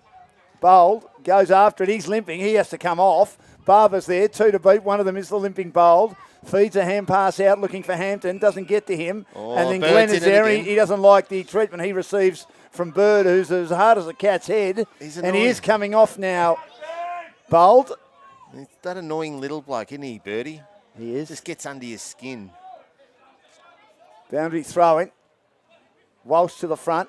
Hampton, taken in a tackle, lost control of it. He just spun in and out of tackles and back into tackles. Ball comes out now to Ryan. Ryan's taken in a tackle again. Loses control of it. Harrington attacks it hard, the big man for the Dogs. On the outside, overrunning it, Speedy. 2-on-1 against Goosey. Does well to keep it alive. Good contest at ground level. Loose ball again as they shove it forward. Wonderful hand pass comes out now, and on the left is Heath. He received that hand pass to Big Calder. Kicks long inside 50. Can't take the mark. Rive got numbers at the back against Calder, and they'll come out with it again through Strickland, who changes direction, and he delivers into the back pocket. McIndoe marks in short now to Hampton. That's out of bounds on the full. Ugh. That's a horror. That is a horror. Off the back foot. He didn't kick it accurately. He was 20 metres on his own, but you've got to get it accurately. Dogs high kick to full forward. Calder takes the mark. There's that man. And the kick comes from Dinger, who spent some time off. He's come back on. And Calder, who's had quite a quarter, kicked 4-4, should kick this from 25 metres out directly in front at the Mornington end. And increase the lead out to the biggest lead of the match to 37 points. Definitely is a difference maker, isn't he? It's to have a forward that you can kick to and be confident with. Calder, He tried to miss it. Yeah, it wasn't a great effort, but it just sneaks into the right-hand side. He's kicked 5 now, 5-4, and it's 13-13, 91 to 8-6-54, 37 points on the O'Brien Real Estate scoreboard in the third quarter. They're still battling away, Rye. It's just they just can't get that gap down at all. Really happy with this contest between Bird and Whitty. Yeah, it's been good, hasn't it? It's been comical. Two blokes who are 4'8" just into each other. Back in the middle again. Tap down. Speedy gets a hand pass out to Brown, who's wrapped up in a tackle. Placed on him by Big Kirkwood in the middle of the ground. With his team in trouble, on the verge of losing their first game of the season, and been joined on 4 wins and a loss by the Bulldogs. It came down from First Division a couple of years ago. Hill, a quick kick from the tap down. Inside 50, Rowson overruns it. Kalani Ryan works his way through in a tackle. Got it down to Hughes. Left foot kick goes nowhere. Up and down to the one spot, and it just goes the required distance. Smart intercepts. Looking to go across the goal face from the outer back pocket to this back pocket. Nice kick user. And an excellent mark. And he did come off, but he's come back on in House. That's good news. House on the left. Loping kick is a terrible one. Head gets up and takes the mark in front of the social club rooms. On the wing. He's been pretty good today, Head, since moving forward. He'll drive it long. Inside 50. They need someone to take a big mark. Kirkwood's there. There's a free kick. There's a free kick. It wasn't Kirkwood. It was a player in front, 5 metres in front, who was held in a contest, looking to make position. And this is Oscar Whitty, who's a chance to kick his 4th and 7th of the season. Yeah, very good, hasn't he? Don't think there was much in that, though. No, there wasn't. To reduce the margin to 31 points, Williams off, McGowan back on for the Demons. Right half forward. And they need this just to stay in touch. Just to stay in touch. Whitty, wobbly off the boot, misses behind. Kicked out like a bag of wheat in the sun. 8-7-55 to 13-13, 91. Even 6-goal lead, 21 gone. O'Brien Real Estate scoreboard. Lockie Dalziel, give him a bit after that too. Yeah, he did. Yeah. Back into play. Long kick, Smart. Straight down the middle. Great mark from behind Calder. Dixon went up way too early, mistimed his leap. Calder kicks long inside 50 to an open forward line. It's tapped down again. Have they got the Rovers at ground level? Ash overruns it for Mornington. Handball comes out. Good tackle laid by North, whose physical presence has been good despite the fact he hasn't had a big influence on the game so far for the Bulldogs. The ex-Baldwin player holds it up inside attacking 50. Thrown up again. Getting it out of the middle is McGowan. Throws it on the boot for Ryan. Bouncing ball to the wing. Ryan picks it up now. Gets around Dinger. Lowers the eyes. Delivers to Head. Drops what he should have taken. Harrington's there. He overruns it. No. Comes back to Head. Again, another poor hand pass. At times he looks lackadaisical, Head. He goes back in, but the Bulldogs have held it up on the wing. And opportunity is lost, unfortunately, for the Demons. 36-point lead at the 22-minute mark. O'Brien Real Estate scoreboard. Yeah, just sloppy, wasn't it? Yeah, it was Very a bit. sloppy. They were out too. McGowan beats Walsh, throws it on the boot while being claimed. Ball's close to the boundary. Bird's there again. And another free Hampton kick. tackles him. And Bird will he- get the free kick, and Bird's into him now. Eventually, he'll be into every single player on the opposition. So Bird in short, half distance pass is okay, comes off and finds Speedy at half back for the Dogs. 13-13, 91 to 8-7-55. Zahora kicks towards us. What was that? Looking for Dinger, but he over kicks it badly. That was slop. That's And what that Head was. will take that free kick for Rye. He wants them to lead for him. I reckon just get it in. He will get it in towards full forward. Kirkwood can't take the mark. Spills to the back. Dogs with numbers. Good play, Dalziel, to get the hand pass out. Not a great kick. Slips now in the direction of, as a hand pass comes over the top to Speedy. He was involved in the 1 and 2 there. And then a little kick came from Gorka. Didn't really find a target. McGowan goes in. Dishes it out by hand with brute strength. Got the hand pass out now towards Morse. He kicks to half forward. What a great one-hander. Intercepting Smarty. One of the best on the ground And for look the at the Telstra kick. Business Centre. What a kick that is. Great kick. Clean footy to French. Drop what he should have taken. 2-on-1 against. Did well to tap it out as a teammate arrives late. And that on that occasion is Heath. Held up in a tackle. Good contest on the outer side. Hill's in there for Rye. Going nowhere. An opportunity begging for the Dogs as they were well and truly out on the outer side as a lead by 36 points at the 24-minute mark of the third term. Thrown up again. Miller wins it. Throws it on the boot. Spiral punch to half forward. North, beaten by Strickland, feeds over the top now. They'll run out of defence through Hampton. Hampton this time slides a kick close to the boundary. Head is there, shoved in the side, brought over the boundary. Harrington claiming it is deliberate. I don't think so. No. Boundary thrown in front of our commentary position. Hampton's starting to get a bit of the ball out on this wing. Yeah, he's been good. Been giving him a bit of drive He's got a from bit of half back. toe. He does. He kicked that magnificent goal on the run. Candidate for the game-changer goal of the day. So says the crowd. Boundary throw in. Miller fists it down. Socket out by Ash. Good play by Barnes. He elects to delay the kick and try and find Smart as one of the best kicks in the team. Fortunately, gets a bad bounce and slips over. Hughes has it now on the turnover. Picked up by Garner. Does well to get it now in the direction of Kirkwood. Kirkwood handballs back to Hughes, who loves a goal. Fends off a tackle at half forward. Has to go wide, and he does. He finds big Kirkwood. 40 out. No. Kirkwood loads up and misses to the right-hand side. Vacant goal square at the southern end. 8-8-56, brother. 13-13-91 Mornington. So Rye down by 35 points. O'Brien Real Estate scoreboard. 25 gone in the third quarter. They're still coming, aren't they, Rye? They won't give up. They won't drop their heads. On the Valley Golf Club time clock. Back into play. Straight down the middle. Go the Bulldogs again. Miller couldn't take the mark. Punches to the front. Hampton again. Rows it nicely. Kicks inside 50, but all Dogs. Oh, it's on again. It is There's Dinger behind and the who's plate. it this time? Nice kick down the middle. Good mark, Brown. Brown finds his teammate on the outside as North takes the mark. Good hands. And that was Heath. Now a hand pass 40 metres out. Barnes into the open goal. And that is coast-to-coast footy by the Dogs. Beautiful footy you'd see on a training run night here at Alexandra Oval. And Barnes is the recipient of the goal, receiving the hand pass on the run. And they're out by 41 points, close to three-quarter time, the home team. 14-13-97 and Rye 8-8-56. Yeah, they missed their opportunities down forward, Rye. And you see a quick turnaround goal. They really needed to capitalise on a couple of those efforts, but weren't able to. But great finish by Mornington. And back in front by a fair margin. Yes, it was 19 points, 3 minutes in the quarter after Rye went back-to-back for the first time for the day. Back in the middle of the ground again. Handball comes out. Loose contest. Dogs just winning all those contests at ground level. Bird's hand pass over, slammed down. Comes back now to Hill. Squeezes a 5-metre kick for Rye. Brown turns in and out of tackles and does well to dish off by hand to Miller. Miller floats a kick towards the boundary. Bird after it. Boundary line beats him. Coming in to meet it too was Farish, the halfback flanker for Rye. Boundary thrown on the outer side, right on attacking 50. 97 plays 56 at Brian Real Estate scoreboard. We'll go around the grounds for the dynamic stuffing solution shortly, thanks to Hulks, as it's fisted down again by Rye, but it's all dogs, collected by Speedy, close to the boundary.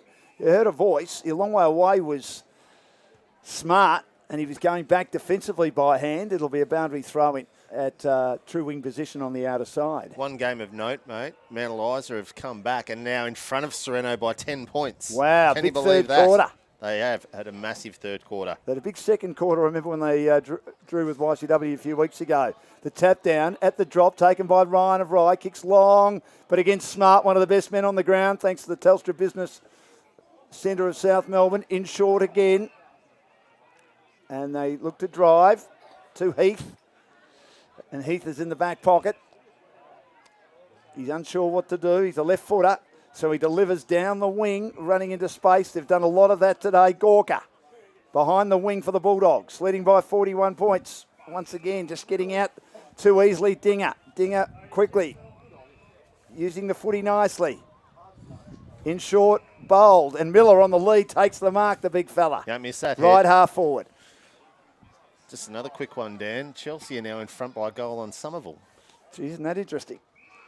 Big turnovers there, and Somerville will be disappointed as North takes the mark right on three-quarter time. Again, loose marking by Rye, just switching off late in the quarter, knowing that this game is probably gone. 41 points down. It was just too easy. The foot passing exquisite, but they hit targets left, right and centre, and each play had at least a couple of metres.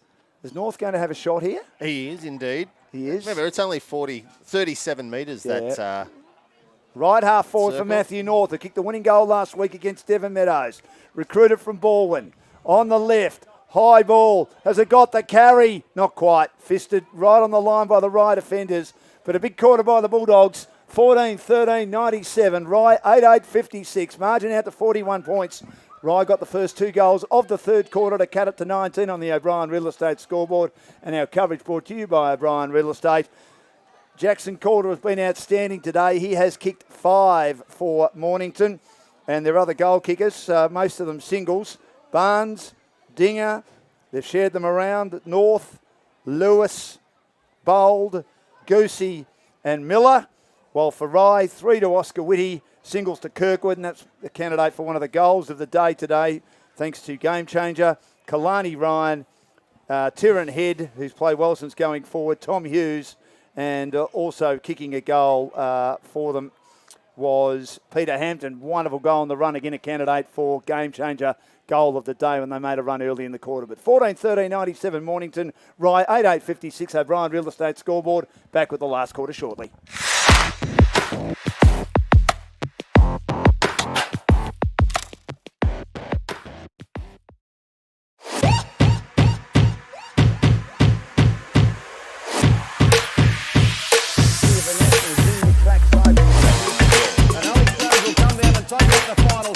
On the inside, Sophie Marr, but Isabella Khan gets the upper hand. Just gets it past the fielder. You're in trouble. Pierce Sterling will be run out. And wonderful to see some of the greats of Australian sport here today. It's just on exactly 2 miles. 2-time Olympic Games finalists over the 3,000 steeple. Too wide. In the inside is Marr, but down the outside is Khan. Cover running it at ground level. Charlie Rowe again for Mount Eliza. I want to crash the interview. Take the microphone, Pete. Thank you. So I just want to be a big fan of yours. So I'm in the federal parliament, but you play Big Bash. Come outdoors, we're sitting here watching athletics, there's heaps of people running of all ages. Time's through, so this first place is really important. The runner in green in Buddy. Eddie Jerovic now has got a bit of move to do. He's got to try to get a run off the bank somewhere. Gertz roosts that one. That is a monster of a kick for a goal. Waters in again, short. He hits this high, and he might have got enough on this to go for 6. It has. Coming into a catching position on the onside. Mills the spoon shot. He's picked the gap beautifully. What a shot that is.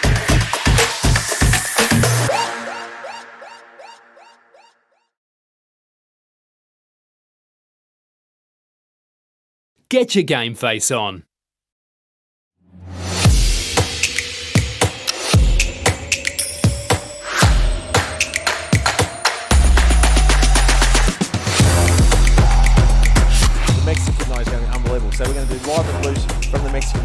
Ladies and gentlemen, big round of applause for everyone on the stage tonight. What an outstanding tournament it's been, Paul Wilson. Unbelievable.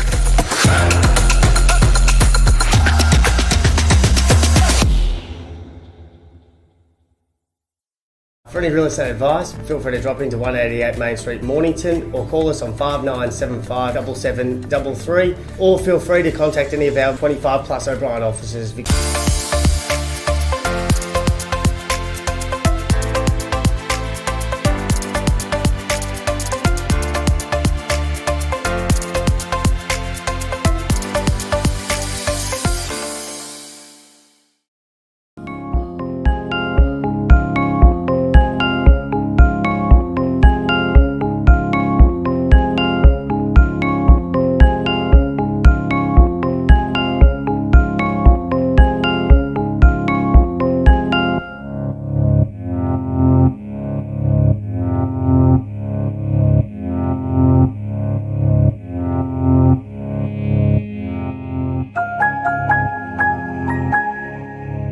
To grow and be recognised within community sport? Would you like to expand your business reach and branding across metropolitan Melbourne and the Mornington Peninsula? With an average reach of 50,000 people weekly across our social media accounts, an average of 100,000 monthly impressions on our digital record app, GameFace can help promote and feature your business across all of our channels.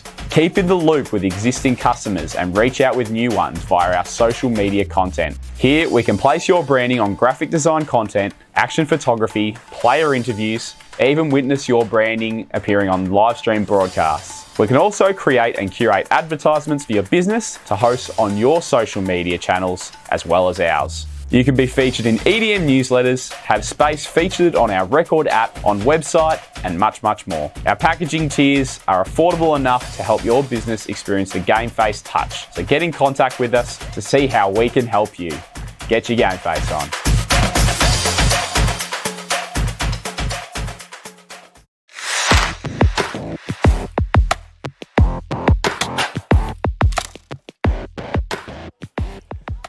One of the legends of the Rye Footy Club, Michael O'Rourke, the president, been president for a long time, just walks past. He looks a bit concerned, no doubt he would, with his team set to suffer their first loss of the season.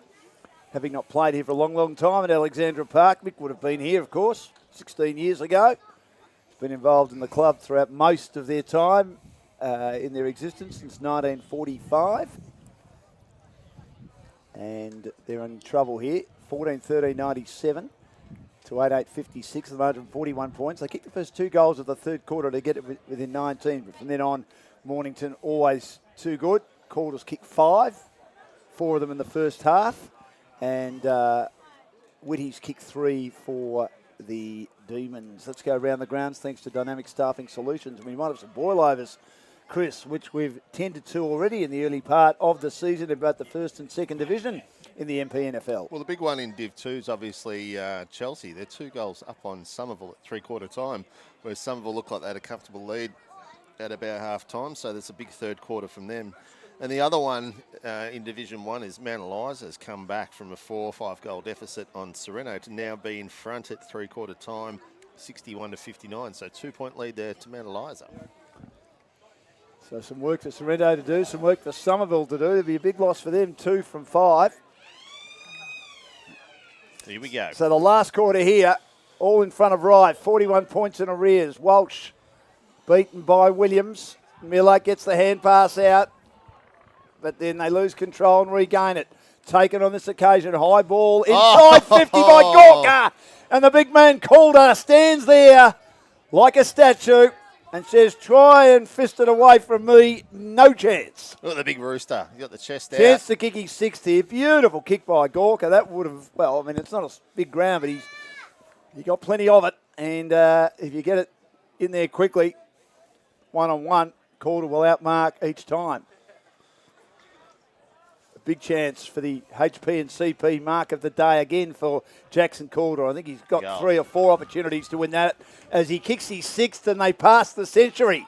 15-13-103, and he must be a candidate for the Telstra Business Centre of South Melbourne player of the day. 15-13, 103 to 8, 8.56, brother. 47-point lead opening minute, final quarter. O'Brien Real Estate scoreboard. Yeah, our major sponsor today. That doesn't help, mate. That's a lot of the Rye crowd were leaving at three-quarter time. Wanted to make the trek back to Rye, get home early before it gets a bit dark.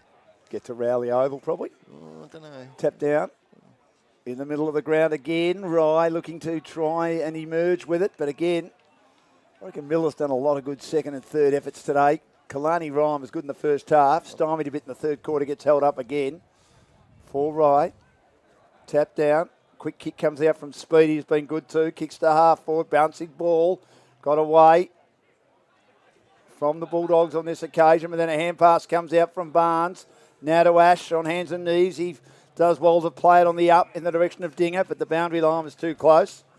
Also involved French, number 2 for the Bulldogs. I think Miller right in front of the scoreboard. I think Miller just stands out because he's got such a rude head. I think he's a bit better than that. 47-point. Is he a bit injured, or has he had work commitments? He's just a bit sore. He's a bit sore. They did a hammy. He's coming back from a hamstring. Right. Open-handed slap, Williams. Hill, handballs to Hughes on the outside, delivers down the line. That's better. McIndoe receives and delivers into the middle of the ground. That's a nice kick and finds Tyrant Head, who's been a good target for them up forward. Has had a couple of brain fades, but played okay. Head on the wing on the outer side. That's Kicks all it good. low and flat. That's not a good kick, though. It's another brain fade. Brown grabs it, and then he lost it. Then he regained it. Then he swivels out of a tackle and kicks magnificently on the out. On the left now, Dinger. Kicks long inside 50. Bouncing ball goes out of bounds. Deep in the forward pocket on the outer side. Quick turnaround, wasn't it? From half back, straight one kick, boom, and you're hitting the full forward. If it's sunny in late August, September in the finals, and Mornington are there, on the obviously in Frankston on the big grounds, they're going to be hard to beat with all those outside runners, the left-footers as well. And they can get on that left foot all the time. You love a left-footer. Heath being one of those. Boundary throw-in. Miller. Knocked forward again. Speedy. At the drop. Still inside. Attacking 50. Dangerous for Rye.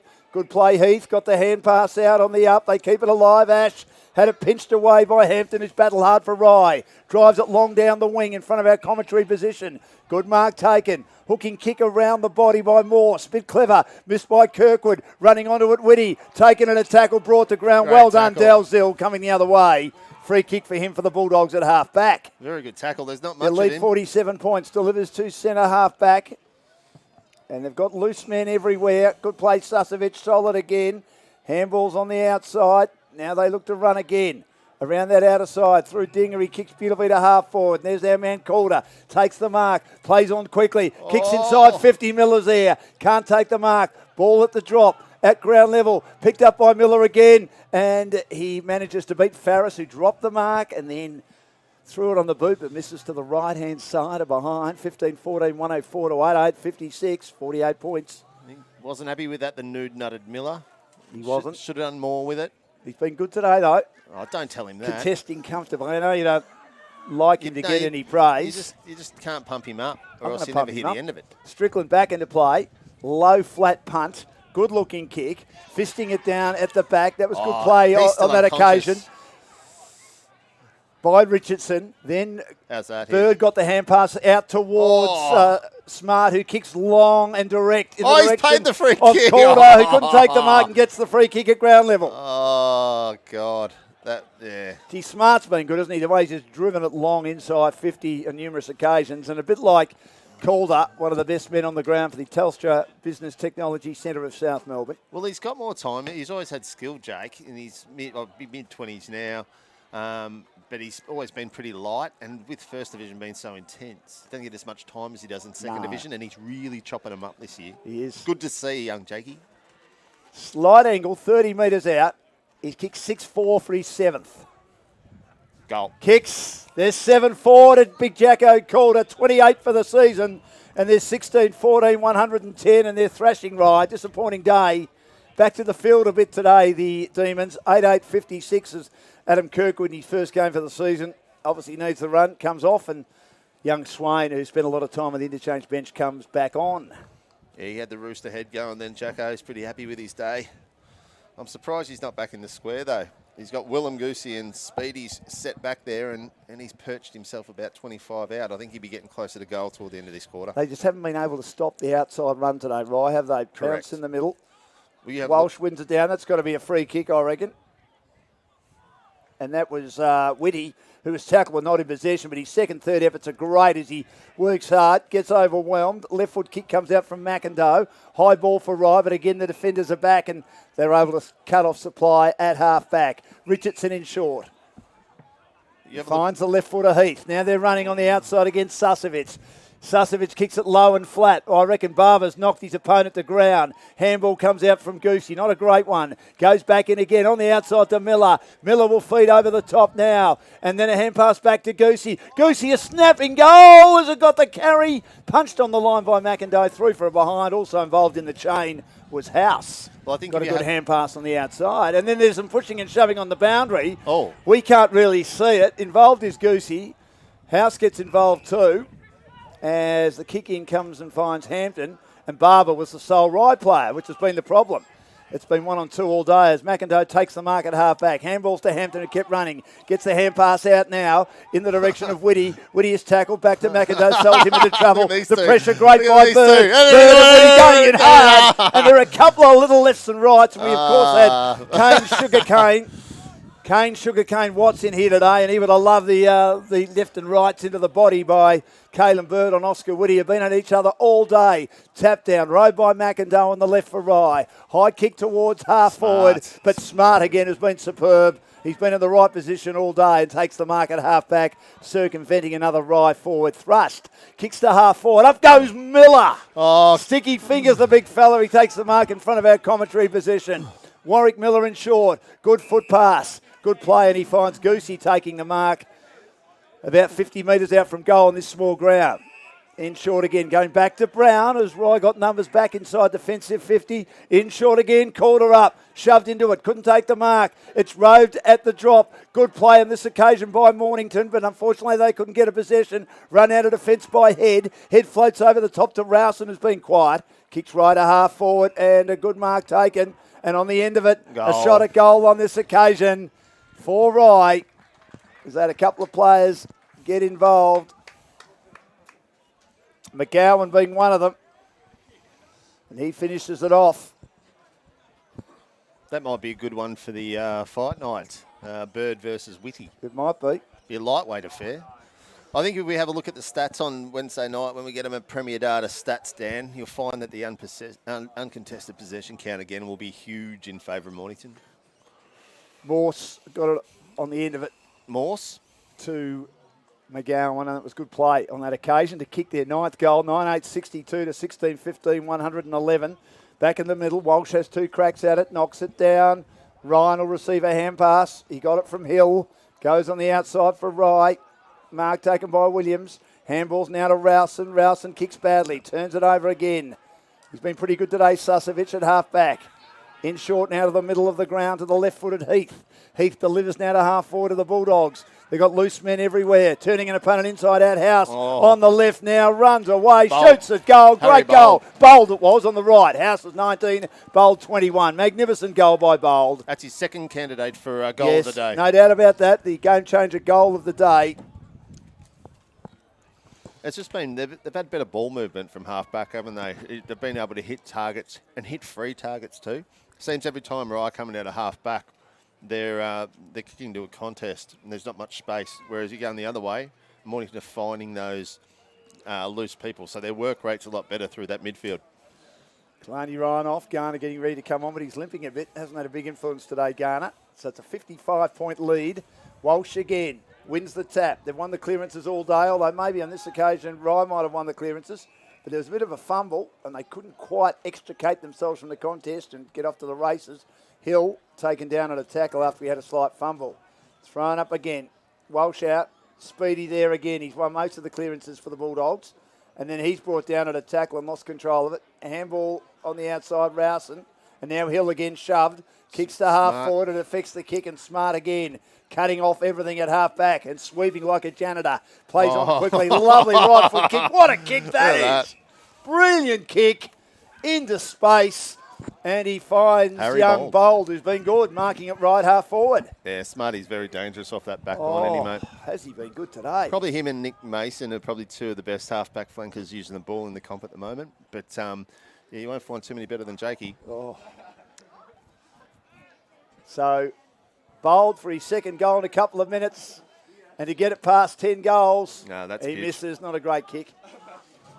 We'll 33 scoring shots to 17. 17-16, 118 to 98-62 on the Simon Fiedler scoreboard. O'Brien Real Estate scoreboard. Margin out to 56.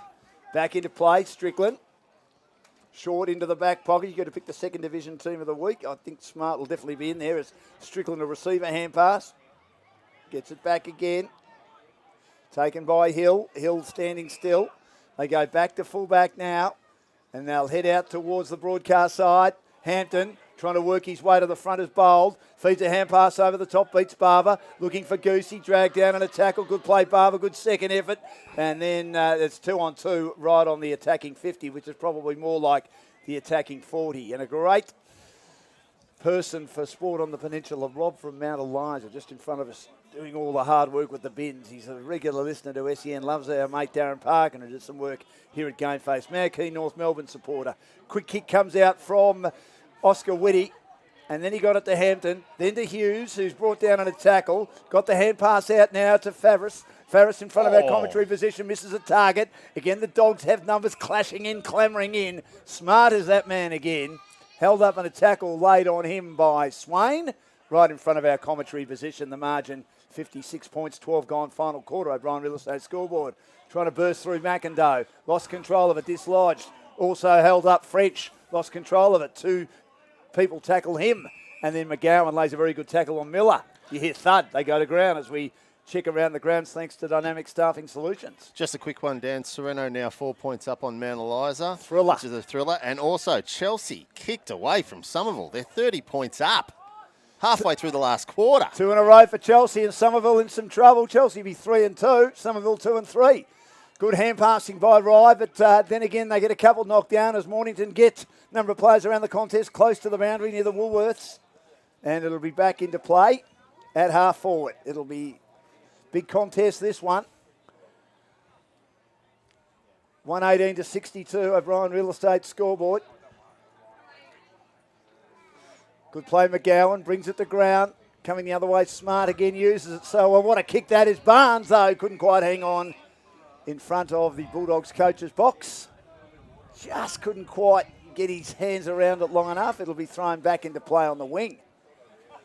Big win coming up for the Dogs to be 4-1 like Rye. Miller wins it out of the ruck contest. Sells some candy as he went to hand pass and he drives it long. Calder was held on to. Must be a free kick in front of our commentary position. Is he going to have a shot? I reckon he might. You reckon how far will he be kicking from here? Is this 50 where he is? Have you got the distance, Jacko? Can you get the... Well, he's kicked 7. And he's kicked 9 early in the year. This will take him to 29 in 5 games. Oh, he lays it up. Square it up towards the goal square. Almost a big mark down there. Couldn't quite hang on to it, Barnes. Ball's at ground level. Ash does well to tap it out. Then there's a flying shot at goal. Just misses to the right-hand side by Barnes. And in fact, it's out of bounds on the full, missing everything. So lead 56 points, 14 gone, final quarter. O'Brien Real Estate scoreboard. Strickland to inbound now. He's got a bit of the ball Stricko in the back line, but he hasn't been damaging, has he? No, he normally would be because they've had to have 2 on Calder, and they would normally be Dixon and also Richards. But as we know, Richards off with that shoulder injury in the opening quarter. Strickland, a high ball. Try and mark that. McIndoe in front. Calder from behind. Brings it to ground for the Dogs. Then McIndoe's there for Rye. Lost control of it in the tackle. Loose ball. Big contest. He goes in again, McIndoe. Forces a little hand pass out. Coming the other way, Speedy. Laying an egg on him is McGowan for Rye, the former Mornington player. He manages to work it out to McIndoe on the outside. McIndoe kicks down the line. Good contest. Close to the boundary. May go out of bounds. Skorker involved for the Dogs. And it'll be thrown back into play. And Garner, who's had a quiet day for Rye. He's not on his own. There's been a lot of Rye players that have been down. They've had a couple of really good plays in Whitty and Ryan, but besides those two, it's been a bit quiet. McGowan, missed by Glenn, taken by Hampton, who's tried hard. He's kicked out, no good, affected, and Dalziel handballs over the top. Now they go through Brown, through the middle. This is too easy, a training run. Goosey on the end of it. Good footy by the Dogs. Looks great when they can get it on the outside. Stream through the middle on this small ground at Alexandra Oval. And Goosey marks and looking to do what his father has done thousands and thousands and thousands of times here at Alexandra Oval and find the big sticks. It was a good kick from the Carney Brown, wasn't it? Did very well. Laces out. Goosey. Long kick, but misses to the right-hand side. 17-17, 119, 34 scoring shots to 17. Should be further in front. It's 57 points, 98-62 at Brian Real Estate scoreboard. 16.5 gone last quarter. Back into play. They have it in the back pocket on the outer side. Hill, who's tried hard on the left. Ooh. But that's a terrible kick in front of the scoreboard, out of bounds on the full. And it'll be taken by Richardson, another one of the unsung defenders. Goes back to Dalziel, goes further back again, looking to open it up now to Susovic, a great user of the footy. Will keep it down that side of the ground. In short now to Heath, the left footer. Another half-distance pass. A lot of loose men. High ball by Bird on the left. Quarter in the middle card market, waiting down. Snap it, goal. Barnes misses. He was just outside the 10-metre goal square, roving the pack expertly as it spilled to him, and he threw it on the boot a bit too quickly. 17-18, 120, 98-62 at Brian Real Estate scoreboard. Back into play. Not a great kick, but well picked up on the half volley by Glenn. Gets the hand pass out to the man who kicked it to him, Farris. Farris kicks it wide to the outer side now for Rye. And the mark taken at half back by Strickland. Kicks down the outer side for the Demons. High ball, but it'll come straight back. Susovic cuts off. Another forward effort by Rye. Those defenders have done it all day. Smart and Susovic in particular. In short to Dalziel. In short again to the left-footed Bird. Bird now runs. Kicks long inside 50. A bouncing ball waiting at the back. The hand pass came out from Wiley, but intercepted into an open goal. Goes Dinger, and he hits the post. Should have kicked that one. 17-19, 1-2-1, 98-62. Back into play straight away. Hill receives. In short again to Strickland. Came from Farris originally.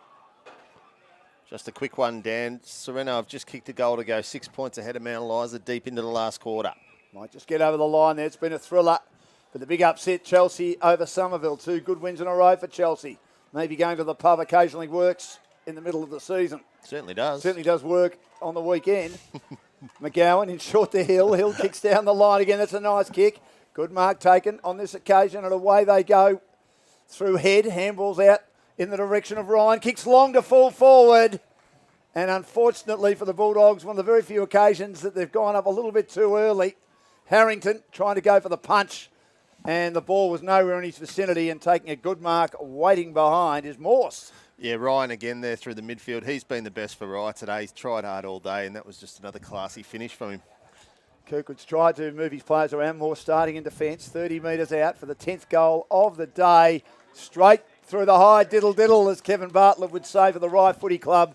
But they're going to suffer their first loss of the season, 53 points in arrears.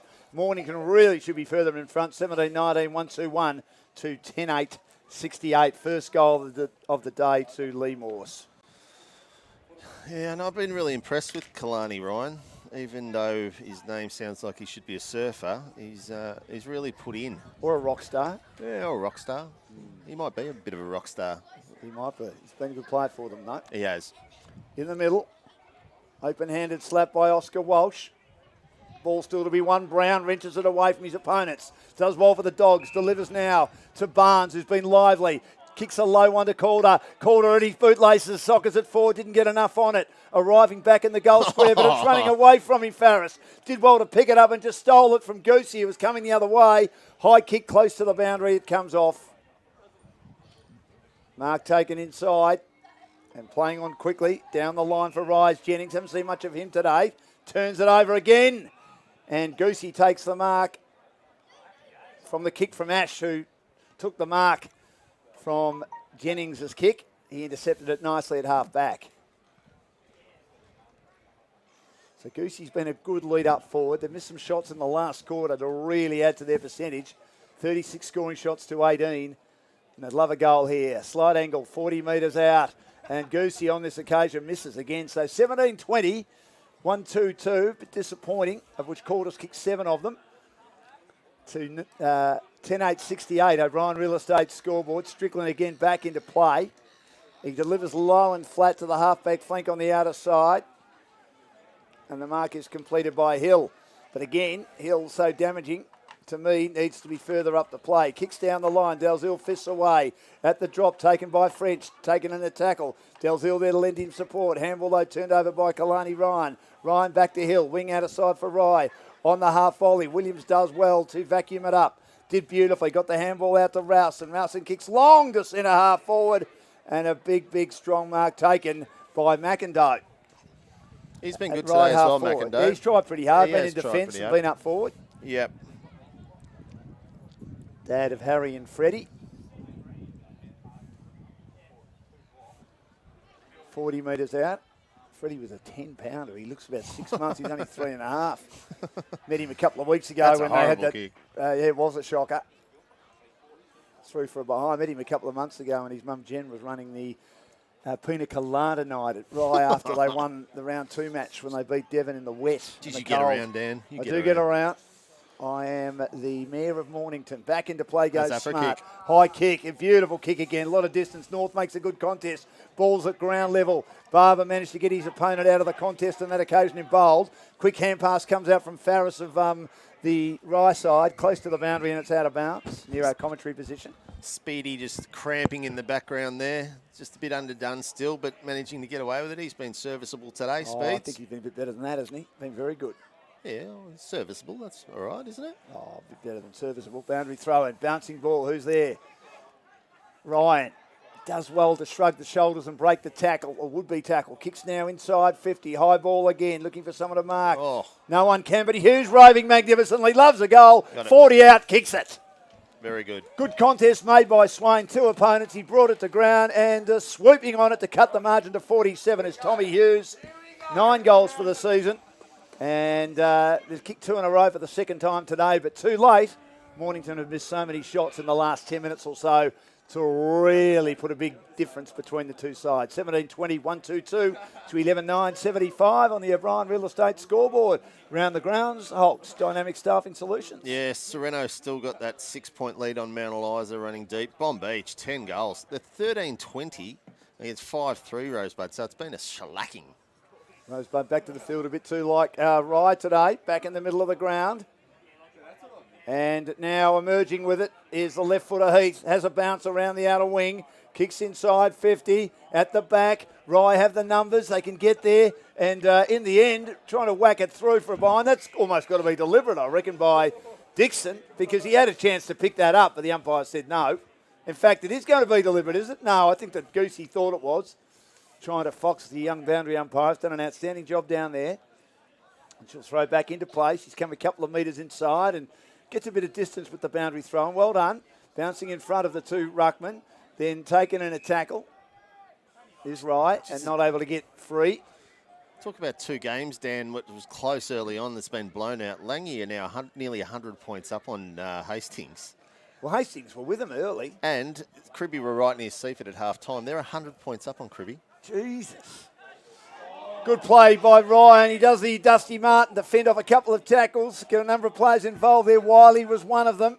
And then receiving on the outside, Glenn, Smart but he again. turns it over again, and Smart, just about best on ground, has marked everything. He's just been able to zone off and mark it half back and deliver it exquisitely to Barnes again, who doesn't. But on the bounce, he finds now the left-footed Heath. Long kick, Calder behind, 1-on-2. Couldn't take the mark. The ball hits the ground. Barber turns out of a tackle. Drives his team long. He was one of the 2 players in the battle with Calder then, but a good mark taken by Bold, who's had a good game.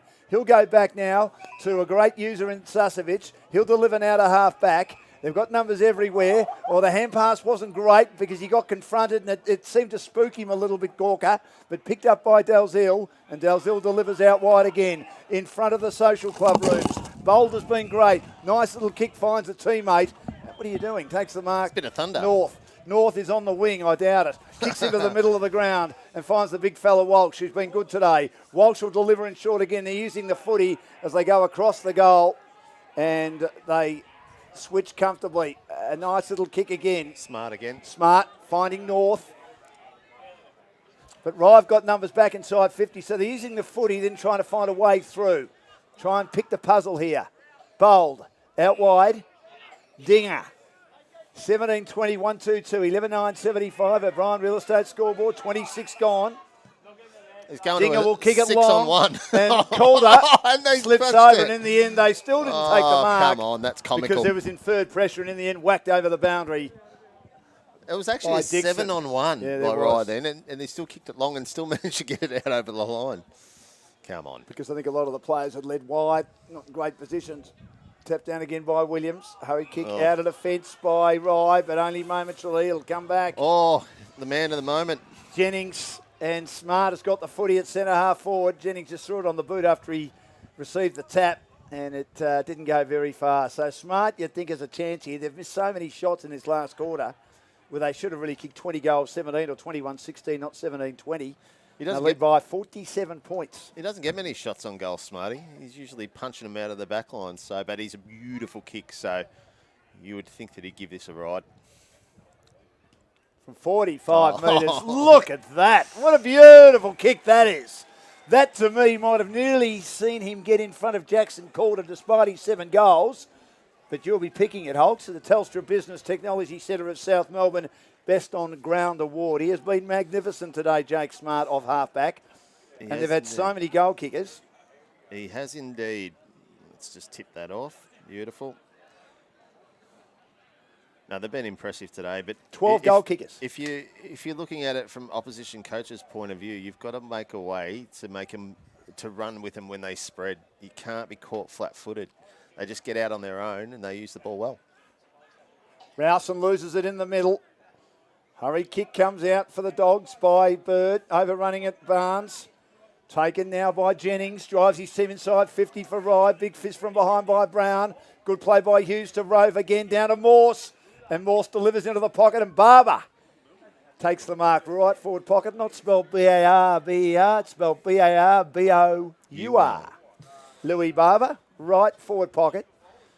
They've been accurate when they've gone forward. The margin is 53 points. O'Brien Real Estate scoreboard, 28 gone in the final quarter. Sereno 1 point up on Mount Eliza, deep into the last stand. What a thriller that is. Two arch rivals. Shot at goal's a good one. When they've gone forward, they've kicked them. That's something that Rye can take out of this game. Their accuracy compared to Mornington, but 38 scoring shots to 21 does indicate a shellacking. 12-9, 81 to 18-20, 128.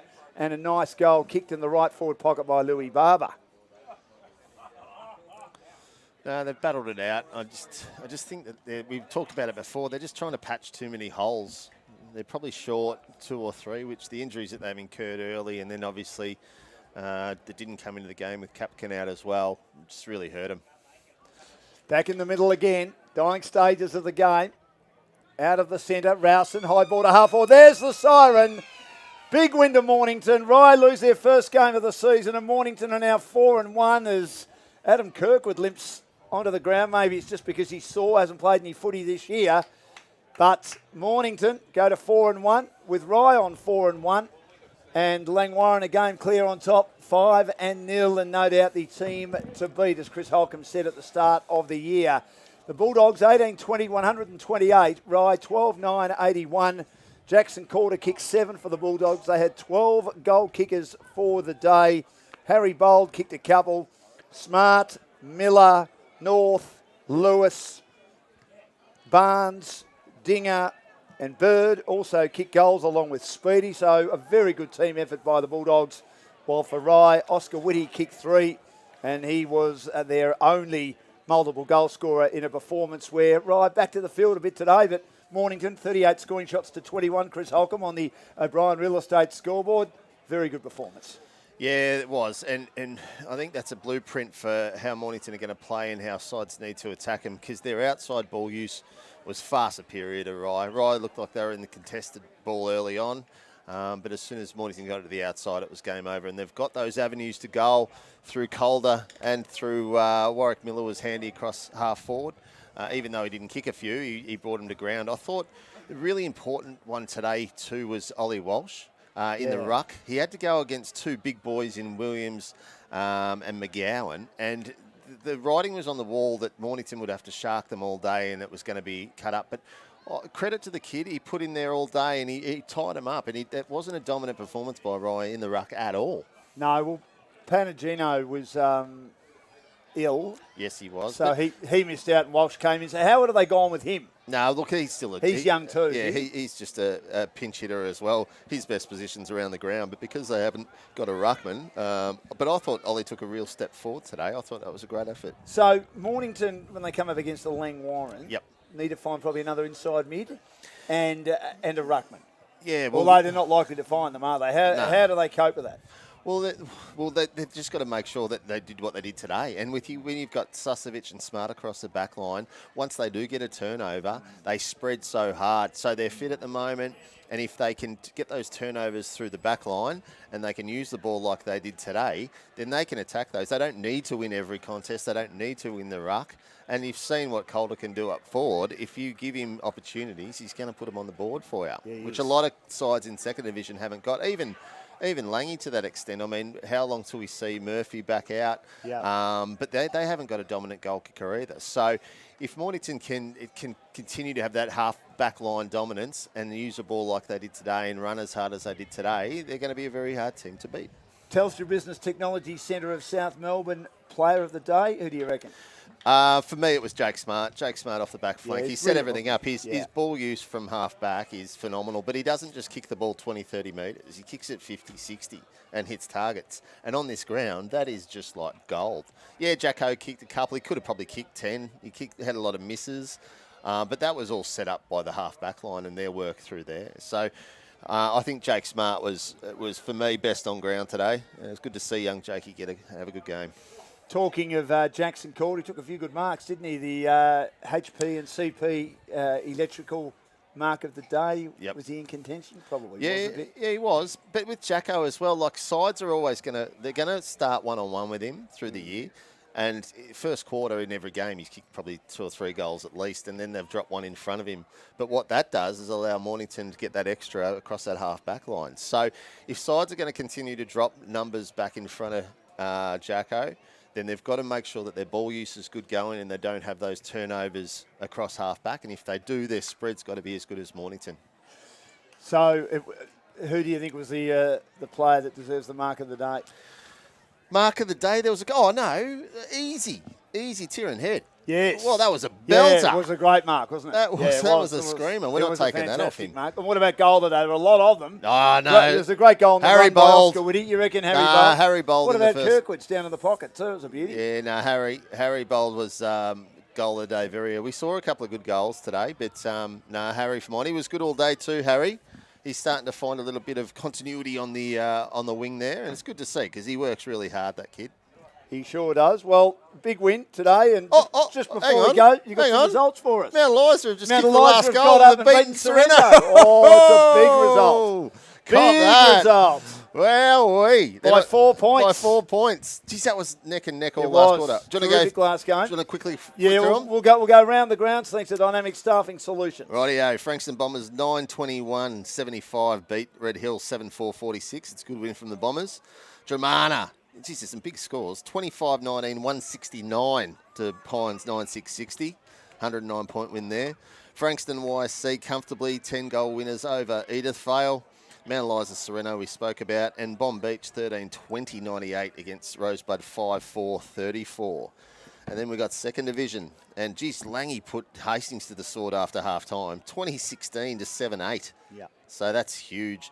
Tyre fought back well. 5-6-36 to Devon Meadows, 11-18-84. I reckon Devon will be in the 5. Long time since they've been in the 5. Yeah, we'll be in. Yeah, 3 wins, 2 losses. How long that will be. Oh, well, I mean, they're going all right. They could be 4-1. Great effort from Pearcedale. 16-10-106 to Coringal, 19-14-128. They're getting better, Pearsedale. They are getting better, Pearsedale. This is a big one. Chelsea, 13-8-86. Somerville, 9-11-65.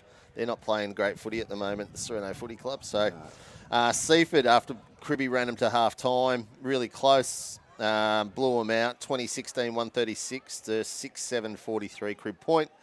And then obviously the Mornington game here. But, yeah, it's some high-scoring football today all around the peninsula. Absolutely. Thank you, Chris, for all your hard work. We look forward to seeing you on the Footy Show on Wednesday for O'Brien Real Estate. O'Brien Real Estate, our major sponsor today. We thank all our sponsors.